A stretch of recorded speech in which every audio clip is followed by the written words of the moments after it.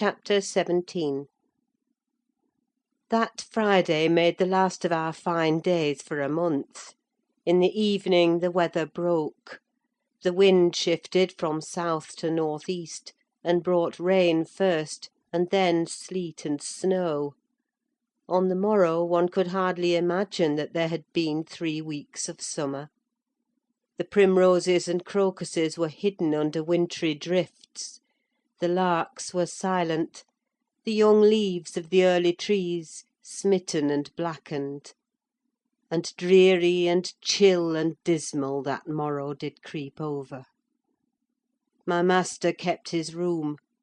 I took possession of the lonely parlour, converting it into a nursery; and there I was, sitting with the moaning doll of a child laid on my knee, rocking it to and fro, and watching meanwhile the still driving flakes build up the uncurtained window, when the door opened, and some person entered out of breath and laughing. My anger was greater than my astonishment for a minute. I supposed it one of the maids, and I cried, "Have done! How dare you show your giddiness here? What would Mr. Linton say if he heard you?" "Excuse me," answered a familiar voice, "but I know Edgar is in bed, and I cannot stop myself." With that the speaker came forward to the fire, panting and holding her hand to her side. "I have run the whole way from Wuthering Heights," she continued, after a pause, "except where I've flown. I couldn't count the number of falls I've had. Oh, I'm aching all over! Don't be alarmed. There shall be an explanation as soon as I can give it. Only just have the goodness to step out, and order the carriage to take me on to Gimmerton; and tell a servant to seek up a few clothes in my wardrobe." The intruder was Mrs. Heathcliff. She certainly seemed in no laughing predicament. Her hair streamed on her shoulders, dripping with snow and water. She was dressed in the girlish dress she commonly wore, befitting her age more than her position: a low frock with short sleeves, and nothing on either head or neck. The frock was of light silk, and clung to her with wet, and her feet were protected merely by thin slippers.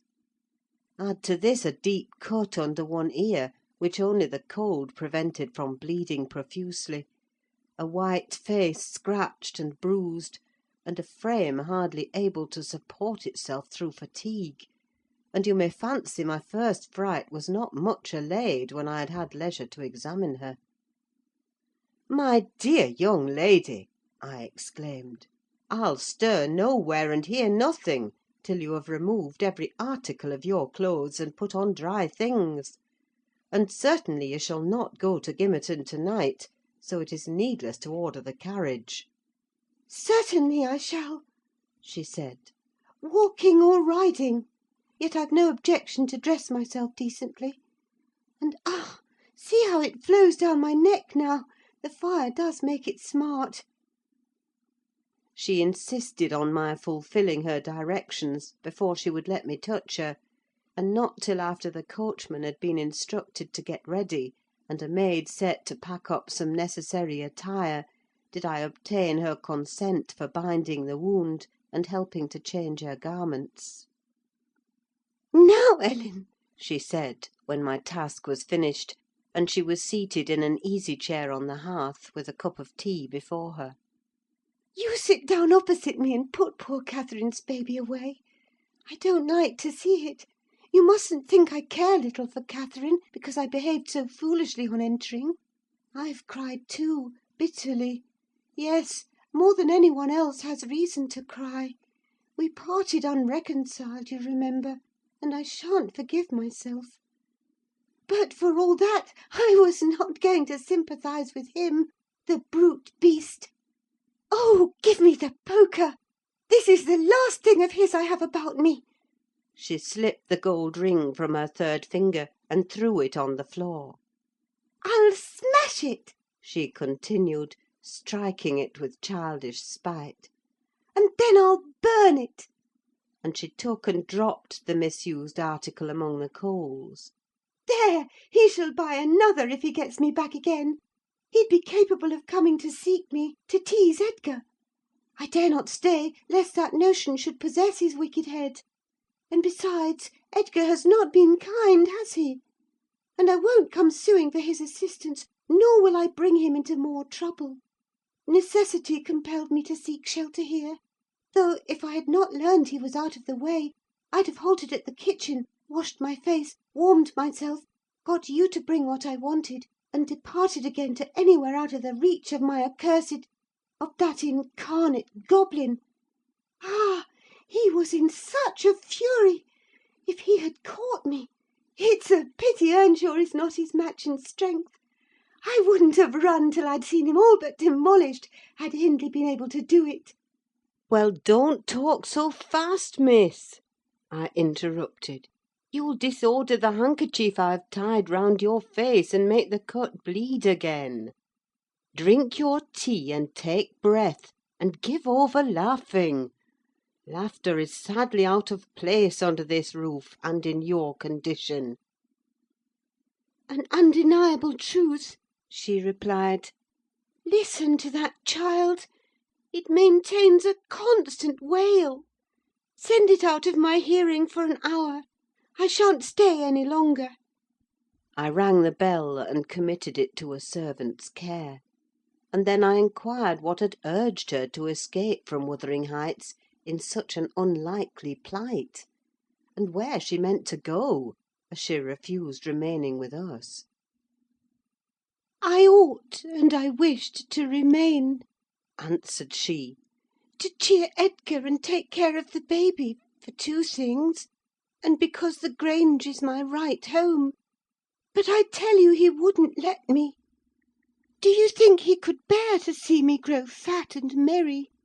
Could bear to think that we were tranquil, and not resolve on poisoning our comfort? Now I have the satisfaction of being sure that he detests me, to the point of its annoying him seriously to have me within earshot or eyesight. I notice, when I enter his presence, the muscles of his countenance are involuntarily distorted into an expression of hatred, partly arising from his knowledge of the good causes I have to feel that sentiment for him, and partly from original aversion. It is strong enough to make me feel pretty certain that he would not chase me over England, supposing I contrived a clear escape, and therefore I must get quite away. I've recovered from my first desire to be killed by him. I'd rather he killed himself. He has extinguished my love effectually, and so I'm at my ease. I can recollect yet how I loved him, and can dimly imagine that I could still be loving him if... No, no! Even if he had doted on me, the devilish nature would have revealed its existence somehow.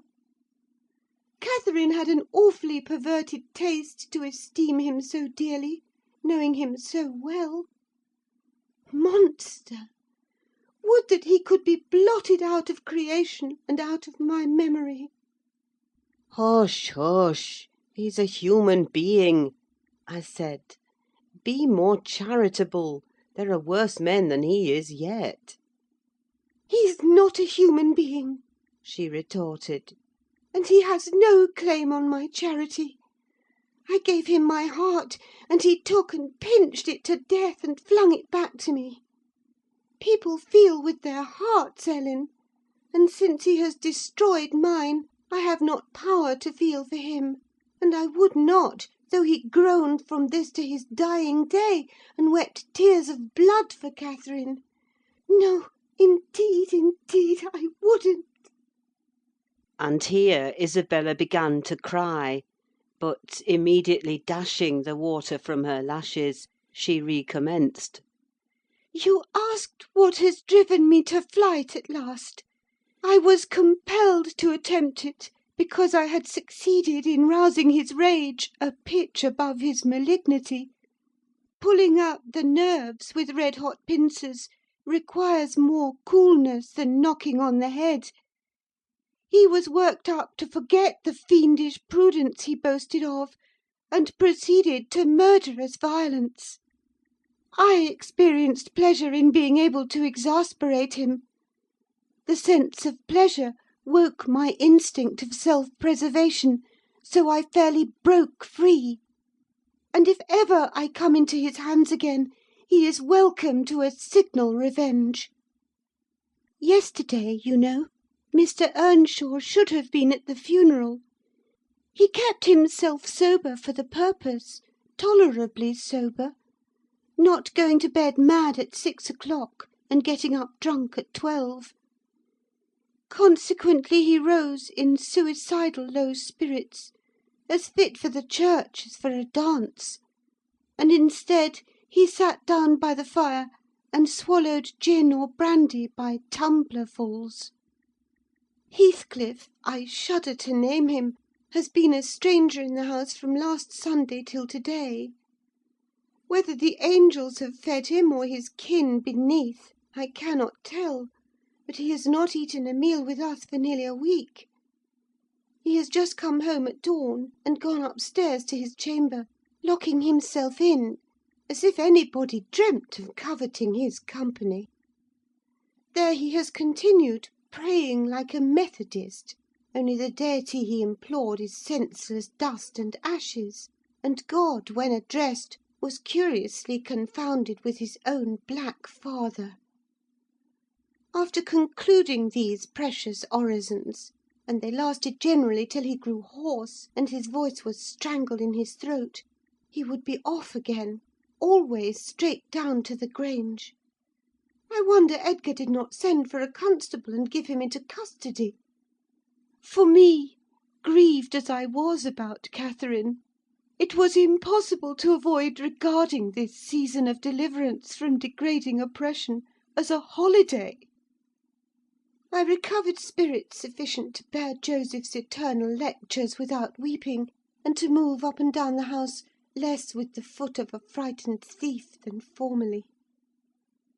You wouldn't think that I should cry at anything Joseph could say, but he and Hareton are detestable companions. I'd rather sit with Hindley and hear his awful talk than with t' little Maister and his staunch supporter, that odious old man. When Heathcliff is in, I'm often obliged to seek the kitchen and their society, or starve among the damp uninhabited chambers. When he is not, as was the case this week, I establish a table and chair at one corner of the house fire, and never mind how Mr. Earnshaw may occupy himself, and he does not interfere with my arrangements. He is quieter now than he used to be, if no one provokes him; more sullen and depressed, and less furious. Joseph affirms he's sure he's an altered man, that the Lord has touched his heart, and he is saved, so as by fire. I'm puzzled to detect signs of the favourable change, but it is not my business. Yester evening I sat in my nook reading some old books till late on towards 12. It seemed so dismal to go upstairs, with the wild snow blowing outside, and my thoughts continually reverting to the kirkyard and the new-made grave. I dared hardly lift my eyes from the page before me, that melancholy scene so instantly usurped its place. Hindley sat opposite, his head leant on his hand, perhaps meditating on the same subject. He had ceased drinking at a point below irrationality, and had neither stirred nor spoken during 2 or 3 hours. There was no sound through the house but the moaning wind which shook the windows every now and then, the faint crackling of the coals, and the click of my snuffers as I removed at intervals the long wick of the candle. Hareton and Joseph were probably fast asleep in bed. It was very, very sad; and while I read I sighed, for it seemed as if all joy had vanished from the world, never to be restored. The doleful silence was broken at length by the sound of the kitchen latch.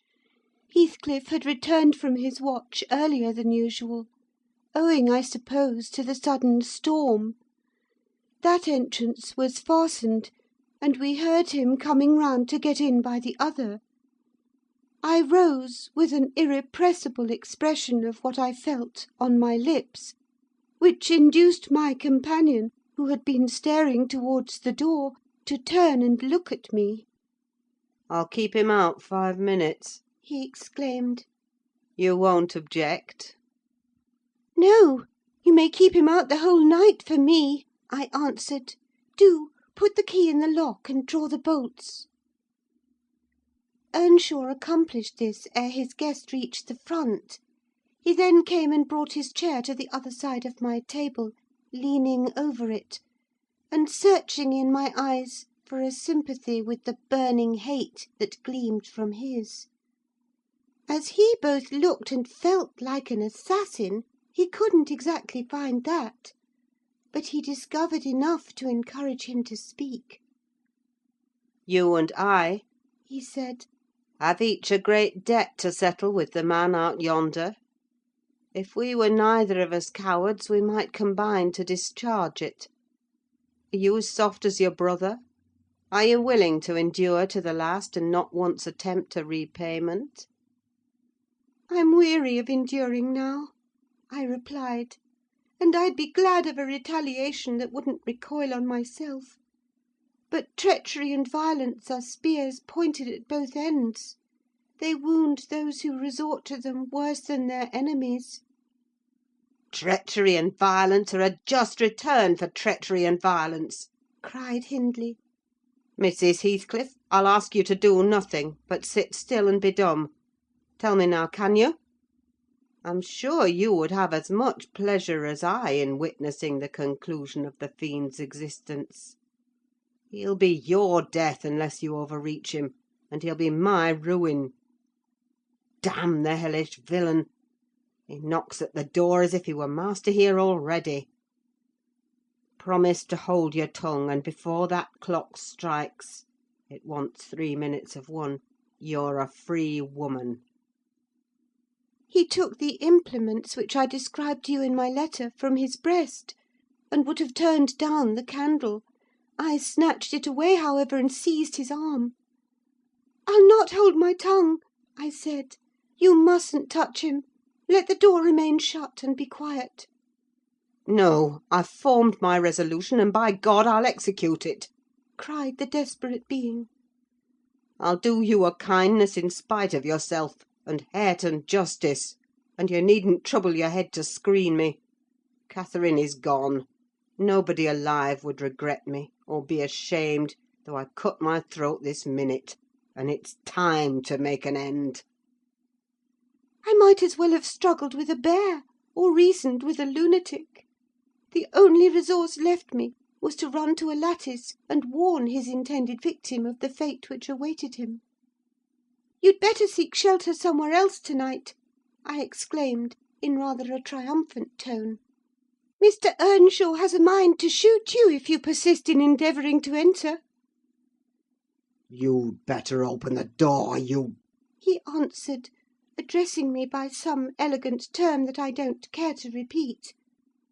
"I shall not meddle in the matter," I retorted again. "Come in and get shot, if you please. I've done my duty." With that I shut the window and returned to my place by the fire, having too small a stock of hypocrisy at my command to pretend any anxiety for the danger that menaced him. Earnshaw swore passionately at me, affirming that I loved the villain yet, and calling me all sorts of names for the base spirit I evinced. And I, in my secret heart, and conscience never reproached me, thought what a blessing it would be for him should Heathcliff put him out of misery, and what a blessing for me should he send Heathcliff to his right abode. As I sat nursing these reflections, the casement behind me was banged on to the floor by a blow from the latter individual, and his black countenance looked blightingly through. The stanchion stood too close to suffer his shoulders to follow, and I smiled, exulting in my fancied security. His hair and clothes were whitened with snow, and his sharp cannibal teeth, revealed by cold and wrath, gleamed through the dark. Isabella, let me in, or I'll make you repent. He gurned, as Joseph calls it. I cannot commit murder, I replied. Mr. Hindley stands sentinel with a knife and loaded pistol. Let me in by the kitchen door. He said. Hindley will be there before me, I answered, and that's a poor love of yours that cannot bear a shower of snow. We were left at peace in our beds as long as the summer moon shone, but the moment a blast of winter returns, you must run for shelter. Heathcliff, if I were you, I'd go stretch myself over her grave, and die like a faithful dog. The world is surely not worth living in now, is it? You had distinctly impressed on me the idea that Catherine was the whole joy of your life. I can't imagine how you think of surviving her loss. He's there, is he? Exclaimed my companion, rushing to the gap. If I can get my arm out, I can hit him. I'm afraid, Ellen, you'll set me down as really wicked, but you don't know all, so don't judge.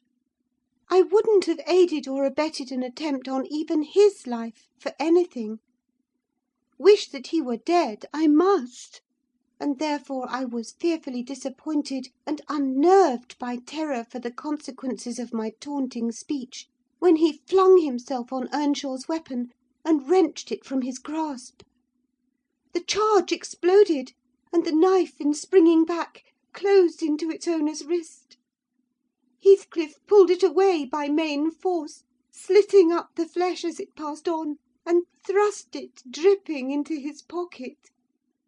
He then took a stone, struck down the division between two windows, and sprang in. His adversary had fallen senseless with excessive pain, and the flow of blood that gushed from an artery or a large vein. The ruffian kicked and trampled on him, and dashed his head repeatedly against the flags, holding me with one hand, meantime, to prevent me summoning Joseph. He exerted preterhuman self-denial in abstaining from finishing him completely, but getting out of breath, he finally desisted, and dragged the apparently inanimate body on to the settle. There he tore off the sleeve of Earnshaw's coat, and bound up the wound with brutal roughness, spitting and cursing during the operation as energetically as he had kicked before. Being at liberty, I lost no time in seeking the old servant, who, having gathered by degrees the purport of my hasty tale, hurried below, gasping as he descended the steps, two at once. What is there to do now? What is there to do now? There's this to do, thundered Heathcliff. that your master's mad, and should he last another month, I'll have him to an asylum. And how the devil did you come to fasten me out, you toothless hound? Don't stand muttering and mumbling there. Come, I'm not going to nurse him. Wash that stuff away, and mind the sparks of your candle, it's more than half brandy. And so you've been murdering on him? Exclaimed Joseph, lifting his hands and eyes in horror. If ever I seed a sight like this, may the Lord... Heathcliff gave him a push on to his knees in the middle of the blood, and flung a towel to him; but instead of proceeding to dry it up, he joined his hands and began a prayer, which excited my laughter from its odd phraseology. I was in the condition of mind to be shocked at nothing. In fact, I was as reckless as some malefactors show themselves at the foot of the gallows. Oh, I forgot you, said the tyrant. You shall do that. Down with you. And you conspire with him against me, do you, viper? There, that is work fit for you. He shook me till my teeth rattled, and pitched me beside Joseph, who steadily concluded his supplications, and then rose, vowing he would set off for the Grange directly. Mr. Linton was a magistrate, and though he had 50 wives dead, he should inquire into this.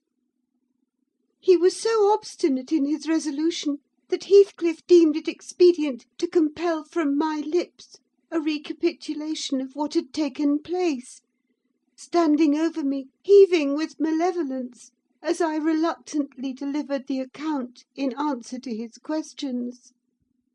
It required a great deal of labour to satisfy the old man that Heathcliff was not the aggressor, especially with my hardly wrung replies. However, Mr. Earnshaw soon convinced him that he was alive still. Joseph hastened to administer a dose of spirits, and by their succour his master presently regained motion and consciousness. Heathcliff, aware that his opponent was ignorant of the treatment received while insensible, called him deliriously intoxicated, and said that he should not notice his atrocious conduct further, but advised him to get to bed. To my joy he left us, after giving this judicious counsel, and Hindley stretched himself on the hearthstone. I departed to my own room, marvelling that I had escaped so easily. This morning, when I came down, about half an hour before noon, Mr. Earnshaw was sitting by the fire, deadly sick. His evil genius, almost as gaunt and ghastly, leant against the chimney. Neither appeared inclined to dine, and having waited till all was cold on the table, I commenced alone. Nothing hindered me from eating heartily, and I experienced a certain sense of satisfaction and superiority, as, at intervals, I cast a look towards my silent companions, and felt the comfort of a quiet conscience within me. After I had done, I ventured on the unusual liberty of drawing near the fire, going round Earnshaw's seat, and kneeling in the corner beside him. Heathcliff did not glance my way, and I gazed up and contemplated his features almost as confidently as if they had been turned to stone. His forehead, that I once thought so manly, and that I now think so diabolical, was shaded with a heavy cloud. His basilisk eyes were nearly quenched by sleeplessness, and weeping, perhaps, for the lashes were wet then. His lips, devoid of their ferocious sneer, and sealed in an expression of unspeakable sadness. Had it been another, I would have covered my face in the presence of such grief. In his case I was gratified, and, ignoble as it seems to insult a fallen enemy, I couldn't miss this chance of sticking in a dart. His weakness was the only time when I could taste the delight of paying wrong for wrong. "Fie, fie, miss!" I interrupted. "One might suppose you had never opened a Bible in your life. If God afflict your enemies, surely that ought to suffice you. It is both mean and presumptuous to add your torture to his." In general, I'll allow that it would be, Ellen, she continued. but what misery laid on Heathcliff could content me, unless I have a hand in it? I'd rather he suffered less, if I might cause his sufferings, and he might know that I was the cause.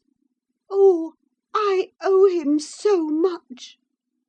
On only one condition can I hope to forgive him. It is, if I may take an eye for an eye, a tooth for a tooth; for every wrench of agony return a wrench. Reduce him to my level. As he was the first to injure, make him the first to implore pardon; and then, why then, Ellen, I might show you some generosity. But it is utterly impossible I can ever be revenged, and therefore I cannot forgive him." Hindley wanted some water, and I handed him a glass, and asked him how he was. "Not as ill as I wish," He replied. "but leaving out my arm, every inch of me is as sore as if I had been fighting with a legion of imps." "Yes, no wonder," was my next remark.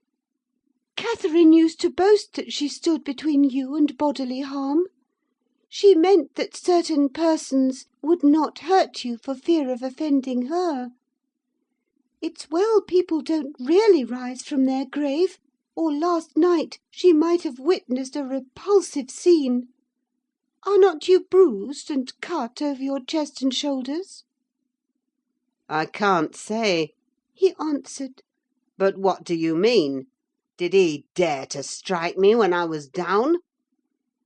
"He trampled on and kicked you, and dashed you on the ground," I whispered.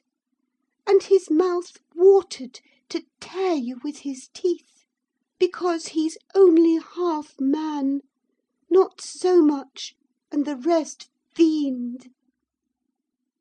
Mr. Earnshaw looked up, like me, to the countenance of our mutual foe, who, absorbed in his anguish, seemed insensible to anything around him.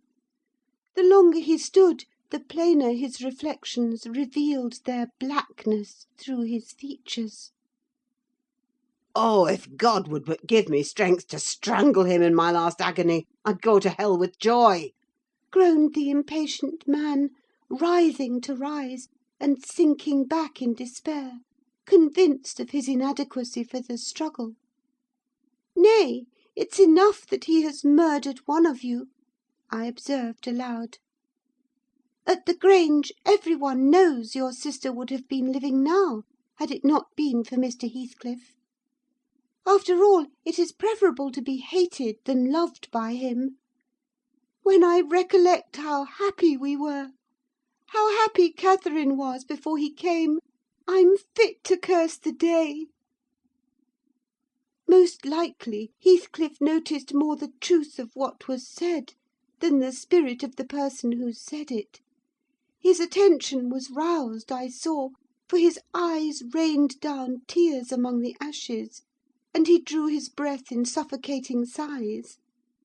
I stared full at him, and laughed scornfully. The clouded windows of hell flashed a moment towards me. The fiend which usually looked out, however, was so dimmed and drowned that I did not fear to hazard another sound of derision. "Get up and be gone out of my sight," said the mourner. I guessed he uttered those words at least, though his voice was hardly intelligible. "I beg your pardon," I replied, "but I loved Catherine too, and her brother requires attendance, which, for her sake, I shall supply. Now that she's dead, I see her in Hindley. Hindley has exactly her eyes, if you had not tried to gouge them out, and made them black and red, and her—" "Get up, wretched idiot, before I stamp you to death!" he cried, making a movement that caused me to make one also. "But then," I continued, holding myself ready to flee, "if poor Catherine had trusted you, and assumed the ridiculous, contemptible, degrading title of Mrs. Heathcliff, she would soon have presented a similar picture. She wouldn't have borne your abominable behaviour quietly. Her detestation and disgust must have found voice." The back of the settle and Earnshaw's person interposed between me and him; so, instead of endeavouring to reach me, he snatched a dinner knife from the table and flung it at my head. It struck beneath my ear, and stopped the sentence I was uttering; but, pulling it out, I sprang to the door and delivered another, which I hope went a little deeper than his missile. The last glimpse I caught of him was a furious rush on his part, checked by the embrace of his host, and both fell locked together on the hearth. In my flight through the kitchen, I bid Joseph speed to his master. I knocked over Hareton, who was hanging a litter of puppies from a chair back in the doorway, and, blessed as a soul escaped from purgatory, I bounded, leaped, and flew down the steep road; then, quitting its windings, shot direct across the moor, rolling over banks and wading through marshes, precipitating myself, in fact, towards the beacon light of the Grange. and far rather would I be condemned to a perpetual dwelling in the infernal regions than, even for one night, abide beneath the roof of Wuthering Heights again." Isabella ceased speaking, and took a drink of tea. Then she rose, and bidding me put on her bonnet and a great shawl I had brought, and turning a deaf ear to my entreaties for her to remain another hour, she stepped on to a chair, kissed Edgar's and Catherine's portraits, bestowed a similar salute on me, and descended to the carriage, accompanied by Fanny, who yelped wild with joy at recovering her mistress.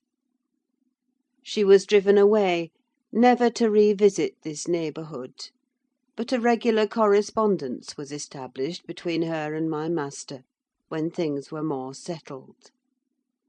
I believe her new abode was in the south, near London. There she had a son born a few months subsequent to her escape.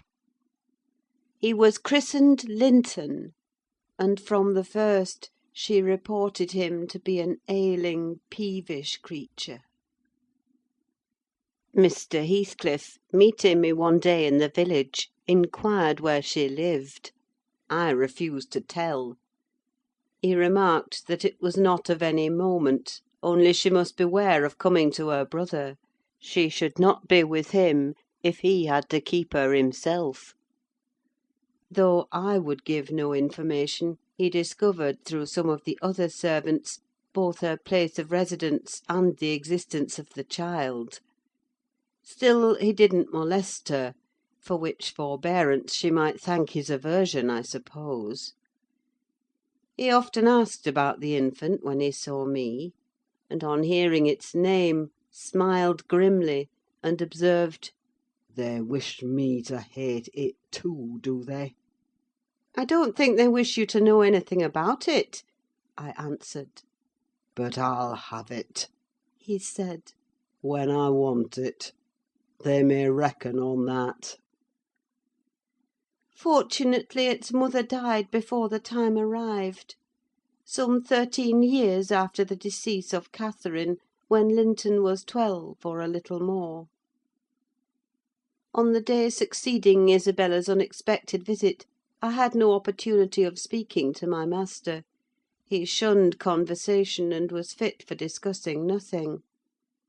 When I could get him to listen, I saw it pleased him that his sister had left her husband, whom he abhorred with an intensity which the mildness of his nature would scarcely seem to allow. So deep and sensitive was his aversion, that he refrained from going anywhere where he was likely to see or hear of Heathcliff. Grief, and that together, transformed him into a complete hermit.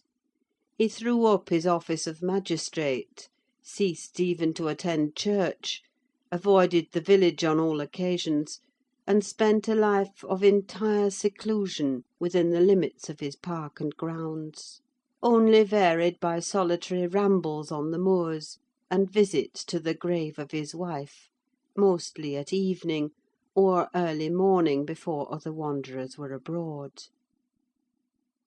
But he was too good to be thoroughly unhappy long. He didn't pray for Catherine's soul to haunt him.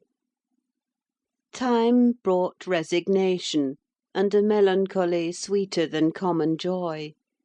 He recalled her memory with ardent, tender love, and hopeful aspiring to the better world, where he doubted not she was gone.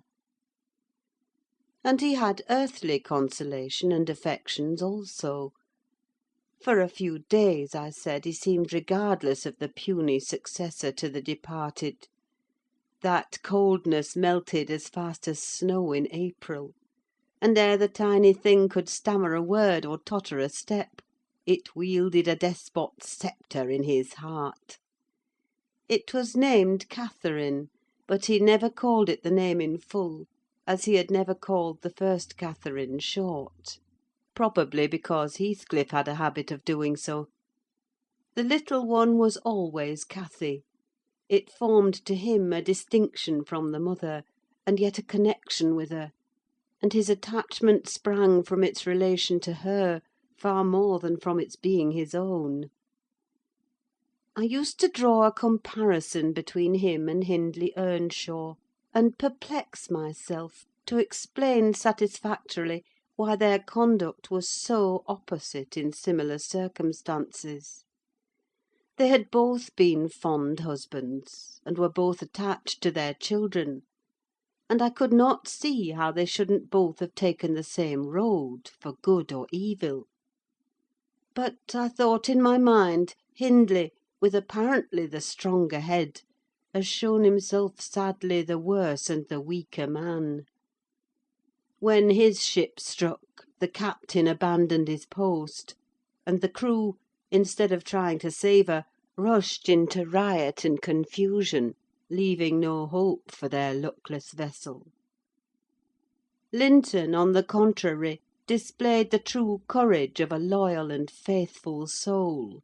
He trusted God, and God comforted him. One hoped, and the other despaired. They chose their own lots, and were righteously doomed to endure them. But you'll not want to hear my moralising, Mr. Lockwood.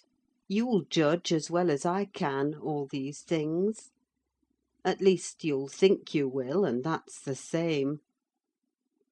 The end of Earnshaw was what might have been expected. It followed fast on his sister's. There were scarcely 6 months between them. We at the Grange never got a very succinct account of his state preceding it. All that I did learn was on occasion of going to aid in the preparations for the funeral.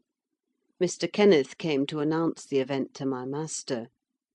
"Well, Nelly," said he, riding into the yard one morning, too early not to alarm me with an instant presentiment of bad news, "it's yours and my turn to go into mourning at present. Who's given us the slip now, do you think?"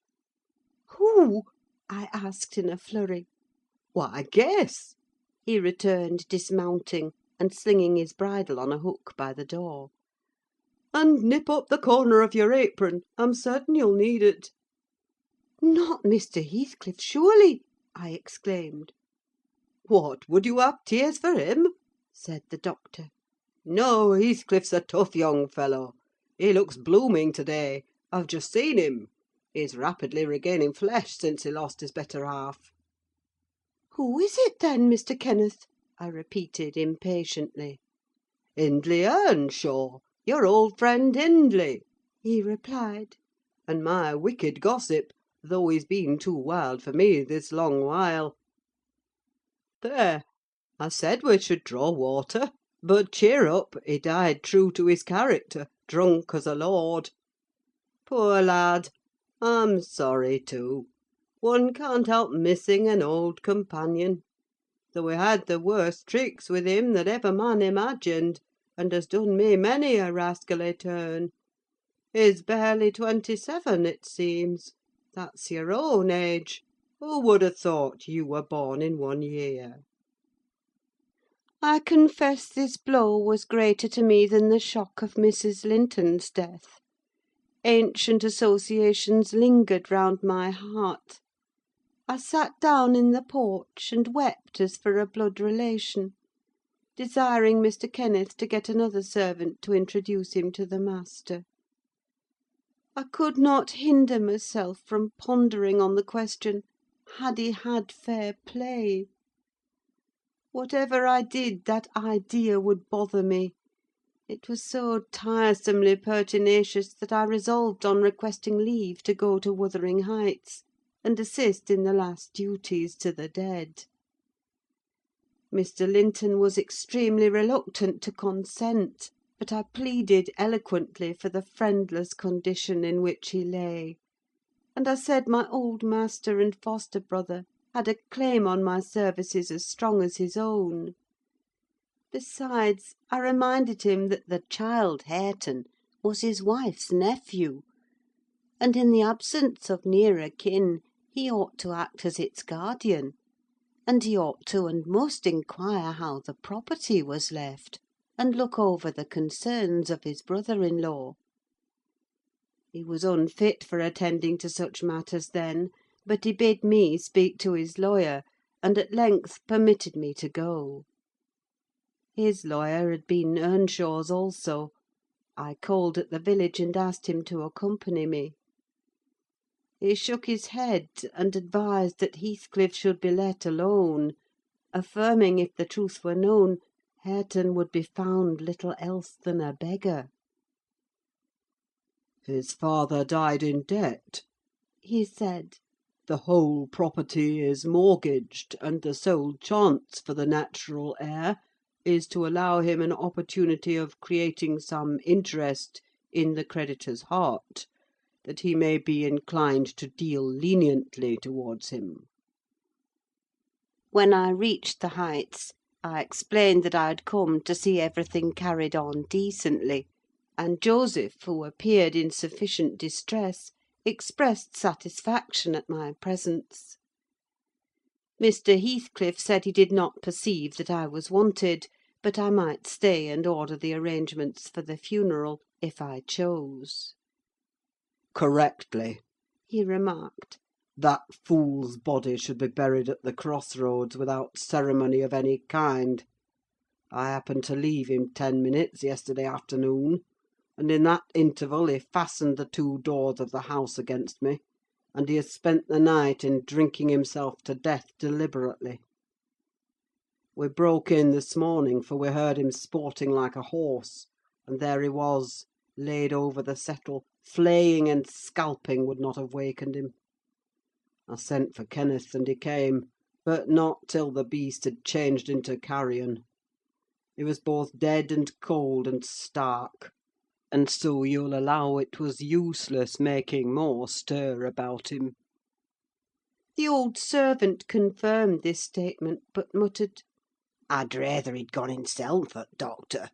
I sud ha' tent up th' maister better nor him, and he warn't dead when I left, nought o' t' sort." I insisted on the funeral being respectable. Mr. Heathcliff said I might have my own way there too, only he desired me to remember that the money for the whole affair came out of his pocket. He maintained a hard, careless deportment, indicative of neither joy nor sorrow.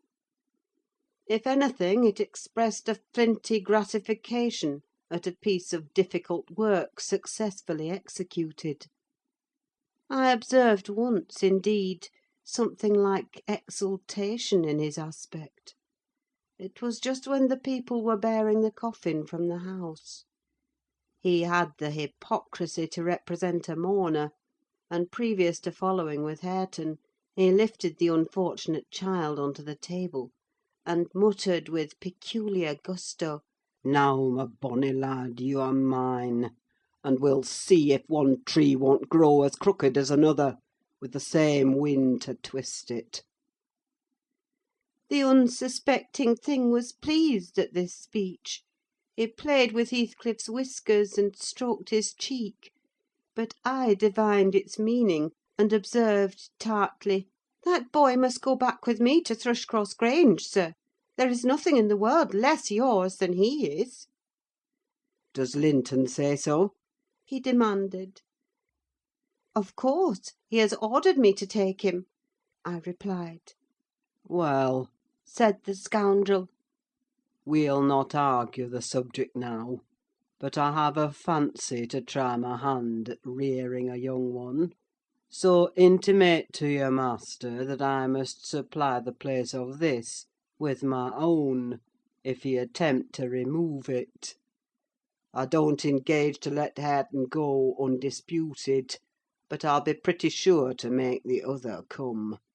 Remember to tell him." This hint was enough to bind our hands. I repeated its substance on my return, and Edgar Linton, little interested at the commencement, spoke no more of interfering. I'm not aware that he could have done it to any purpose, had he been ever so willing. The guest was now the master of Wuthering Heights. He held firm possession, and proved to the attorney, who in his turn proved it to Mr. Linton, that Earnshaw had mortgaged every yard of land he owned, for cash to supply his mania for gaming, and he, Heathcliff, was the mortgagee. In that manner, Hareton, who should now be the first gentleman in the neighbourhood, was reduced to a state of complete dependence on his father's inveterate enemy, and lives in his own house as a servant, deprived of the advantage of wages, quite unable to right himself because of his friendlessness and his ignorance that he has been wronged. Chapter 18.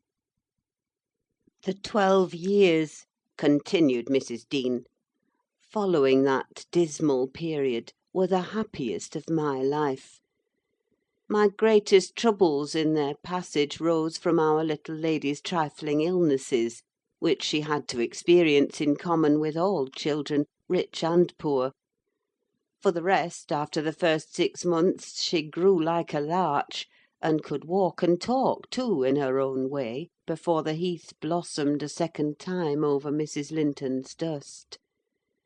She was the most winning thing that ever brought sunshine into a desolate house: a real beauty in face, with the Earnshaws' handsome dark eyes, but the Lintons' fair skin and small features, and yellow curling hair. Her spirit was high, though not rough, and qualified by a heart sensitive and lively to excess in its affections. That capacity for intense attachments reminded me of her mother: still she did not resemble her, for she could be soft and mild as a dove, and she had a gentle voice and pensive expression. Her anger was never furious, her love never fierce: it was deep and tender. However, it must be acknowledged she had faults to foil her gifts. A propensity to be saucy was one, and a perverse will that indulged children invariably acquire, whether they be good-tempered or cross. If a servant chanced to vex her, it was always, "I shall tell papa;" and if he reproved her, even by a look, you would have thought it a heart-breaking business. I don't believe he ever did speak a harsh word to her. He took her education entirely on himself, and made it an amusement. Fortunately, curiosity and a quick intellect made her an apt scholar: she learned rapidly and eagerly, and did honour to his teaching. Till she reached the age of 13, she had not once been beyond the range of the park by herself. Mr. Linton would take her with him a mile or so outside, on rare occasions, but he trusted her to no one else. Gimmerton was an unsubstantial name in her ears: the chapel the only building she had approached or entered, except her own home. Wuthering Heights and Mr. Heathcliff did not exist for her: she was a perfect recluse, and apparently perfectly contented. Sometimes, indeed, while surveying the country from her nursery window, she would observe, Ellen, how long will it be before I can walk to the top of those hills? I wonder what lies on the other side. Is it the sea? "No, Miss Cathy," I would answer. "It is hills again, just like these." And what are those golden rocks like when you stand under them? she once asked. The abrupt descent of Penistone Crags particularly attracted her notice, especially when the setting sun shone on it and the topmost heights, and the whole extent of landscape besides lay in shadow. I explained that they were bare masses of stone, with hardly enough earth in their clefts to nourish a stunted tree. And why are they bright so long after it is evening here? she pursued. "Because they are a great deal higher up than we are," replied I. "You could not climb them: they're too high and steep. In winter the frost is always there before it comes to us, and deep into summer I have found snow under that black hollow on the north-east side." Oh, you have been on them! she cried gleefully. "Then I can go too when I am a woman. Has papa been, Ellen?" "Papa would tell you, miss. I answered hastily, "that they are not worth the trouble of visiting. The moors where you ramble with him are much nicer, and Thrushcross Park is the finest place in the world." "But I know the park, and I don't know those," she murmured to herself. "And I should delight to look round me from the brow of that tallest point. My little pony Minnie shall take me some time." One of the maids mentioning the fairy cave quite turned her head with a desire to fulfil this project. She teased Mr. Linton about it, and he promised she should have the journey when she got older. But Miss Catherine measured her age by months, and "Now am I old enough to go to Penistone Crags?" was the constant question in her mouth. The road thither wound close by Wuthering Heights. Edgar had not the heart to pass it, so she received as constantly the answer, "Not yet, love, not yet." I said Mrs. Heathcliff lived above a dozen years after quitting her husband. Her family were of a delicate constitution: she and Edgar both lacked the ruddy health that you will generally meet in these parts. What her last illness was, I am not certain. I conjecture they died of the same thing, a kind of fever, slow at its commencement, but incurable, and rapidly consuming life towards the close.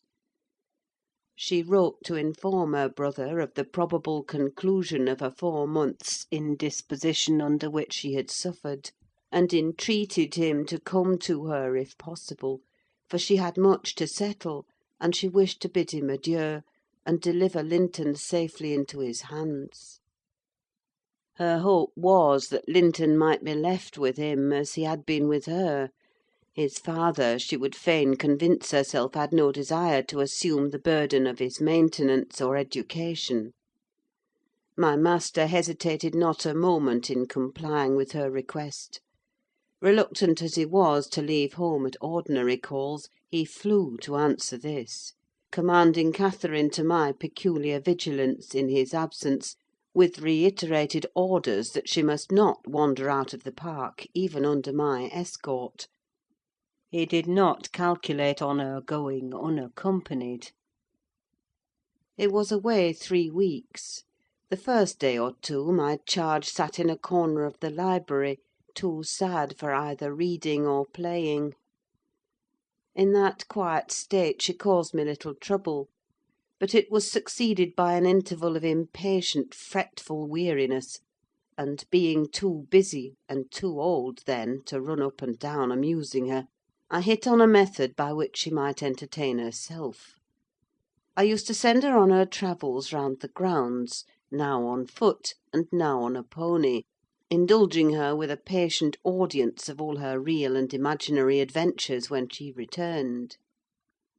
The summer shone in full prime, and she took such a taste for this solitary rambling that she often contrived to remain out from breakfast till tea, and then the evenings were spent in recounting her fanciful tales. I did not fear her breaking bounds, because the gates were generally locked, and I thought she would scarcely venture forth alone if they had stood wide open. Unluckily, my confidence proved misplaced. Catherine came to me one morning at 8 o'clock, and said she was that day an Arabian merchant, going to cross the desert with his caravan, and I must give her plenty of provision for herself and beasts: a horse and 3 camels, personated by a large hound and a couple of pointers. I got together good store of dainties, and slung them in a basket on one side of the saddle; and she sprang up as gay as a fairy, sheltered by her wide-brimmed hat and gauze veil from the July sun, and trotted off with a merry laugh, mocking my cautious counsel to avoid galloping, and come back early. The naughty thing never made her appearance at tea. One traveller, the hound, being an old dog and fond of its ease, returned; but neither Cathy, nor the pony, nor the 2 pointers were visible in any direction. I dispatched emissaries down this path and that path, and at last went wandering in search of her myself. There was a labourer working at a fence round a plantation on the borders of the grounds. I inquired of him if he had seen our young lady. "I saw her at morn," he replied. "She would have me to cut her a hazel switch, and then she leapt her galloway over the hedge yonder, where it is lowest, and galloped out of sight." You may guess how I felt at hearing this news. It struck me directly she must have started for Penistone Crags. "What will become of her?" I ejaculated, pushing through a gap which the man was repairing, and making straight to the high road. I walked as if for a wager, mile after mile, till a turn brought me in view of the Heights; but no Catherine could I detect, far or near. The Crags lie about 1.5 miles beyond Mr. Heathcliff's place, and that is 4 from the Grange, so I began to fear night would fall ere I could reach them.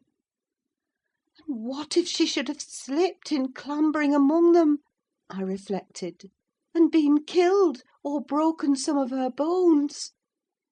My suspense was truly painful, and at first it gave me delightful relief to observe, in hurrying by the farmhouse, Charlie, the fiercest of the pointers, lying under a window, with swelled head and bleeding ear. I opened the wicket and ran to the door, knocking vehemently for admittance. A woman whom I knew, and who formerly lived at Gimmerton, answered. She had been servant there since the death of Mr. Earnshaw. "Ah!" said she, "you're coming a-seeking your little mistress. Don't be frightened: she's here safe, but I'm glad it isn't the master." "He's not at home, then, is he?" I panted, quite breathless with quick walking and alarm. "No, no," she replied. "Both he and Joseph are off, and I think they won't return this hour or more. Step in and rest you a bit." I entered, and beheld my stray lamb seated on the hearth, rocking herself in a little chair that had been her mother's when a child. Her hat was hung against the wall, and she seemed perfectly at home, laughing and chattering, in the best spirits imaginable, to Hareton, now a great strong lad of 18, who stared at her with considerable curiosity and astonishment, comprehending precious little of the fluent succession of remarks and questions which her tongue never ceased pouring forth. "Very well, miss," I exclaimed, concealing my joy under an angry countenance. "This is your last ride till papa comes back. I'll not trust you over the threshold again, you naughty, naughty girl!" "Aha, Ellen!" she cried gaily, jumping up and running to my side. "I shall have a pretty story to tell to-night, and so you found me out. Have you ever been here in your life before?" "Put that hat on, and home at once," said I. "I'm dreadfully grieved at you, Miss Cathy. You've done extremely wrong. It's no use pouting and crying: that won't repay the trouble I've had scouring the country after you. To think how Mr. Linton charged me to keep you in, and you stealing off so! It shows you are a cunning little fox, and nobody will put faith in you any more." "What have I done?"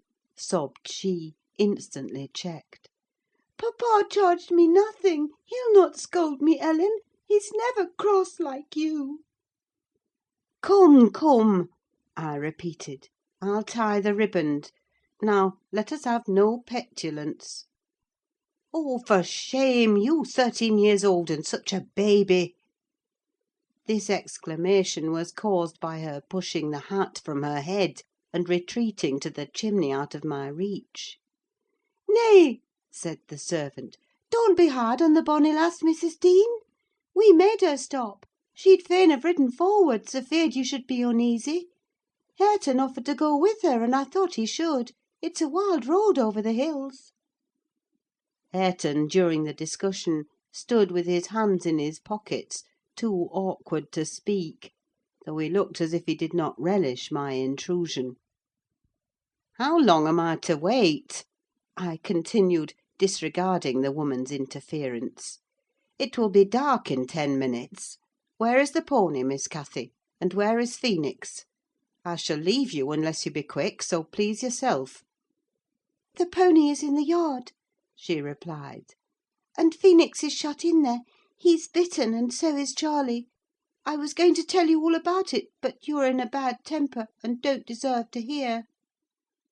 I picked up her hat, and approached to reinstate it; but, perceiving that the people of the house took her part, she commenced capering round the room, and, on my giving chase, ran like a mouse over and under and behind the furniture, rendering it ridiculous for me to pursue.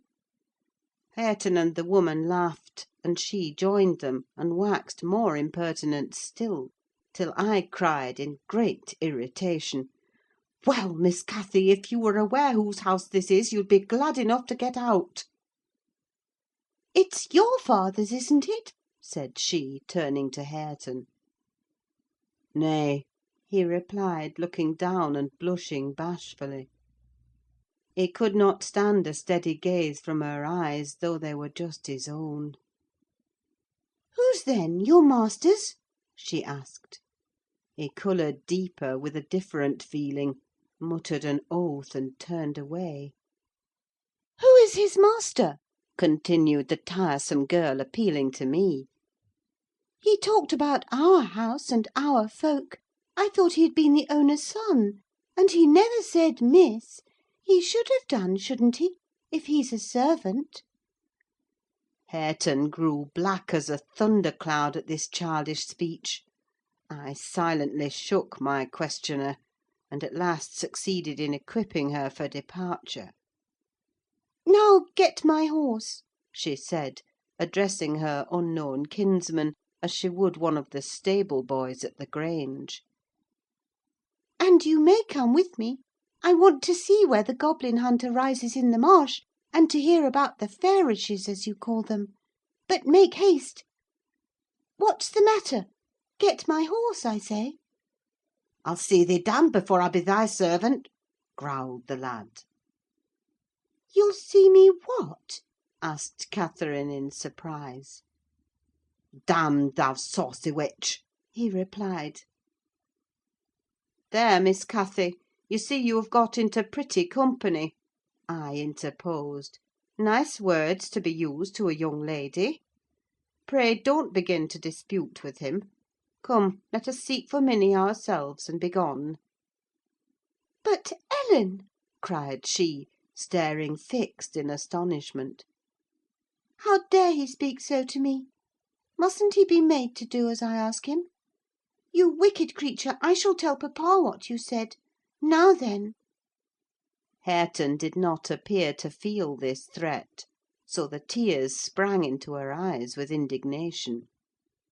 "You bring the pony," she exclaimed, turning to the woman, "and let my dog free this moment." "Softly, miss," answered she addressed. "You'll lose nothing by being civil. Though Mr. Hareton there be not the master's son, he's your cousin, and I was never hired to serve you." "He my cousin!" cried Cathy, with a scornful laugh. "Yes, indeed," responded her reprover.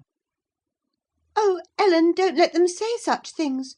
she pursued, in great trouble. "Papa is gone to fetch my cousin from London. My cousin is a gentleman's son. That my—" She stopped, and wept outright, upset at the bare notion of relationship with such a clown. "Hush, hush!" I whispered. "People can have many cousins, and of all sorts, Miss Cathy, without being any the worse for it: only they needn't keep their company if they be disagreeable and bad." He's not my cousin, Ellen," she went on, gathering fresh grief from reflection, and flinging herself into my arms for refuge from the idea.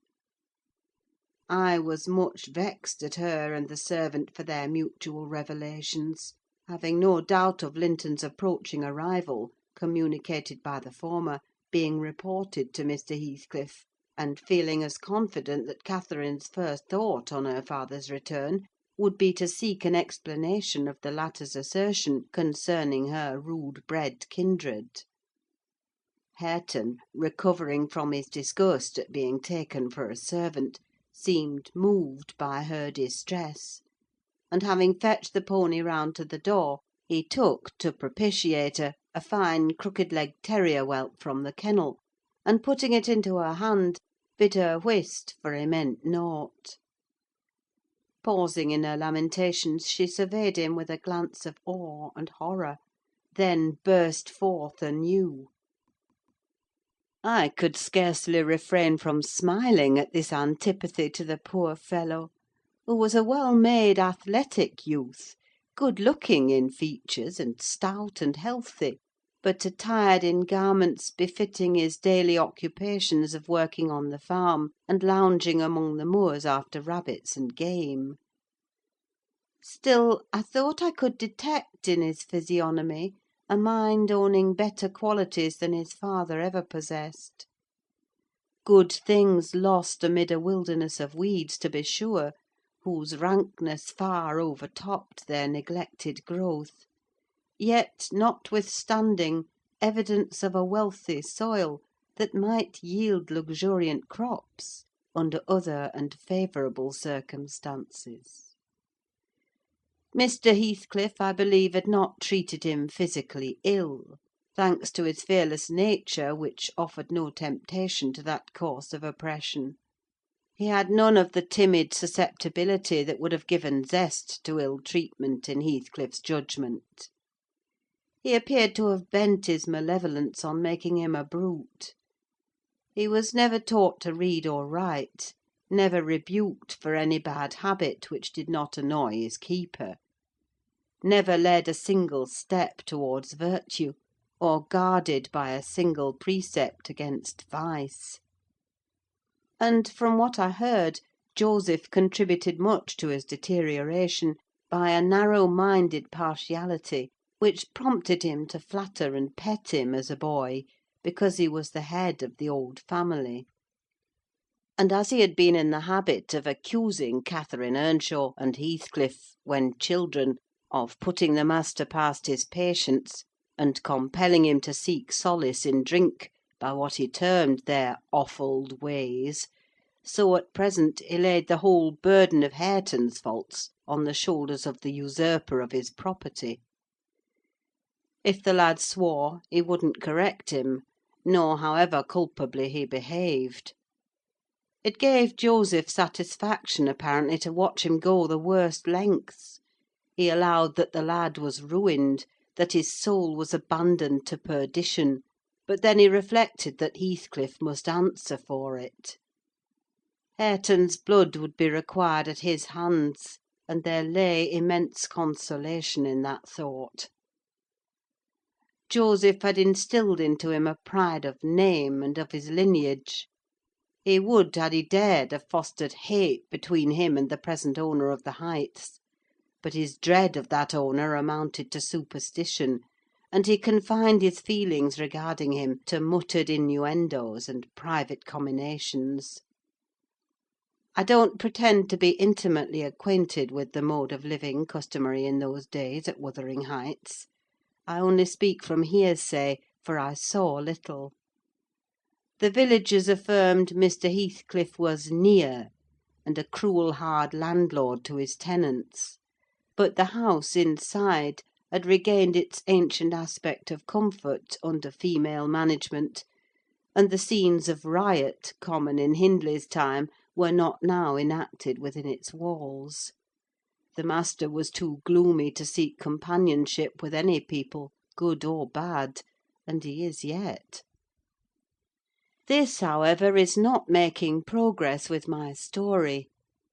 Miss Cathy rejected the peace offering of the terrier, and demanded her own dogs, Charlie and Phoenix. They came limping and hanging their heads, and we set out for home, sadly out of sorts, every one of us. I could not wring from my little lady how she had spent the day, except that, as I supposed, the goal of her pilgrimage was Penistone Crags, and she arrived without adventure to the gate of the farmhouse, when Hareton happened to issue forth, attended by some canine followers, who attacked her train. They had a smart battle before their owners could separate them. That formed an introduction. Catherine told Hareton who she was and where she was going, and asked him to show her the way, finally beguiling him to accompany her. He opened the mysteries of the Fairy Cave, and 20 other queer places; but, being in disgrace, I was not favoured with a description of the interesting objects she saw. I could gather, however, that her guide had been a favourite, till she hurt his feelings by addressing him as a servant, and Heathcliff's housekeeper hurt hers by calling him her cousin. Then the language he had held to her rankled in her heart. She, who was always love and darling and queen and angel with everybody at the Grange, to be insulted so shockingly by a stranger! She did not comprehend it, and hard work I had to obtain a promise that she would not lay the grievance before her father. I explained how he objected to the whole household at the Heights, and how sorry he would be to find she had been there; but I insisted most on the fact that if she revealed my negligence of his orders, he would perhaps be so angry that I should have to leave. And Cathy couldn't bear that prospect. She pledged her word, and kept it, for my sake. After all, she was a sweet little girl. Chapter 19. A letter edged with black announced the day of my master's return. Isabella was dead; and he wrote to bid me get mourning for his daughter, and arrange a room and other accommodations for his youthful nephew. Catherine ran wild with joy at the idea of welcoming her father back, and indulged most sanguine anticipations of the innumerable excellencies of her real cousin. The evening of their expected arrival came. Since early morning she had been busy ordering her own small affairs, and now, attired in her new black frock, poor thing, her aunt's death impressed her with no definite sorrow, she obliged me by constant worrying to walk with her down through the grounds to meet them. Linton is just 6 months younger than I am, she chattered, as we strolled leisurely over the swells and hollows of mossy turf, under shadow of the trees. How delightful it will be to have him for a playfellow! Aunt Isabella sent papa a beautiful lock of his hair. It was lighter than mine, more flaxen and quite as fine. I have it carefully preserved in a little glass box, and I've often thought what a pleasure it would be to see its owner. Oh, I am happy! And papa, dear, dear papa! Come, Ellen, let us run! Come, run!" She ran, and returned and ran again, many times before my sober footsteps reached the gate; and then she seated herself on the grassy bank beside the path, and tried to wait patiently; but that was impossible: she couldn't be still a minute. "How long they are!" she exclaimed. "Ah, I see some dust on the road: they're coming. No! When will they be here?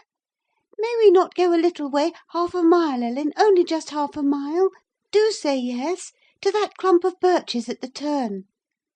I refused staunchly. At length her suspense was ended: the travelling carriage rolled in sight. Miss Cathy shrieked and stretched out her arms as soon as she caught her father's face looking from the window.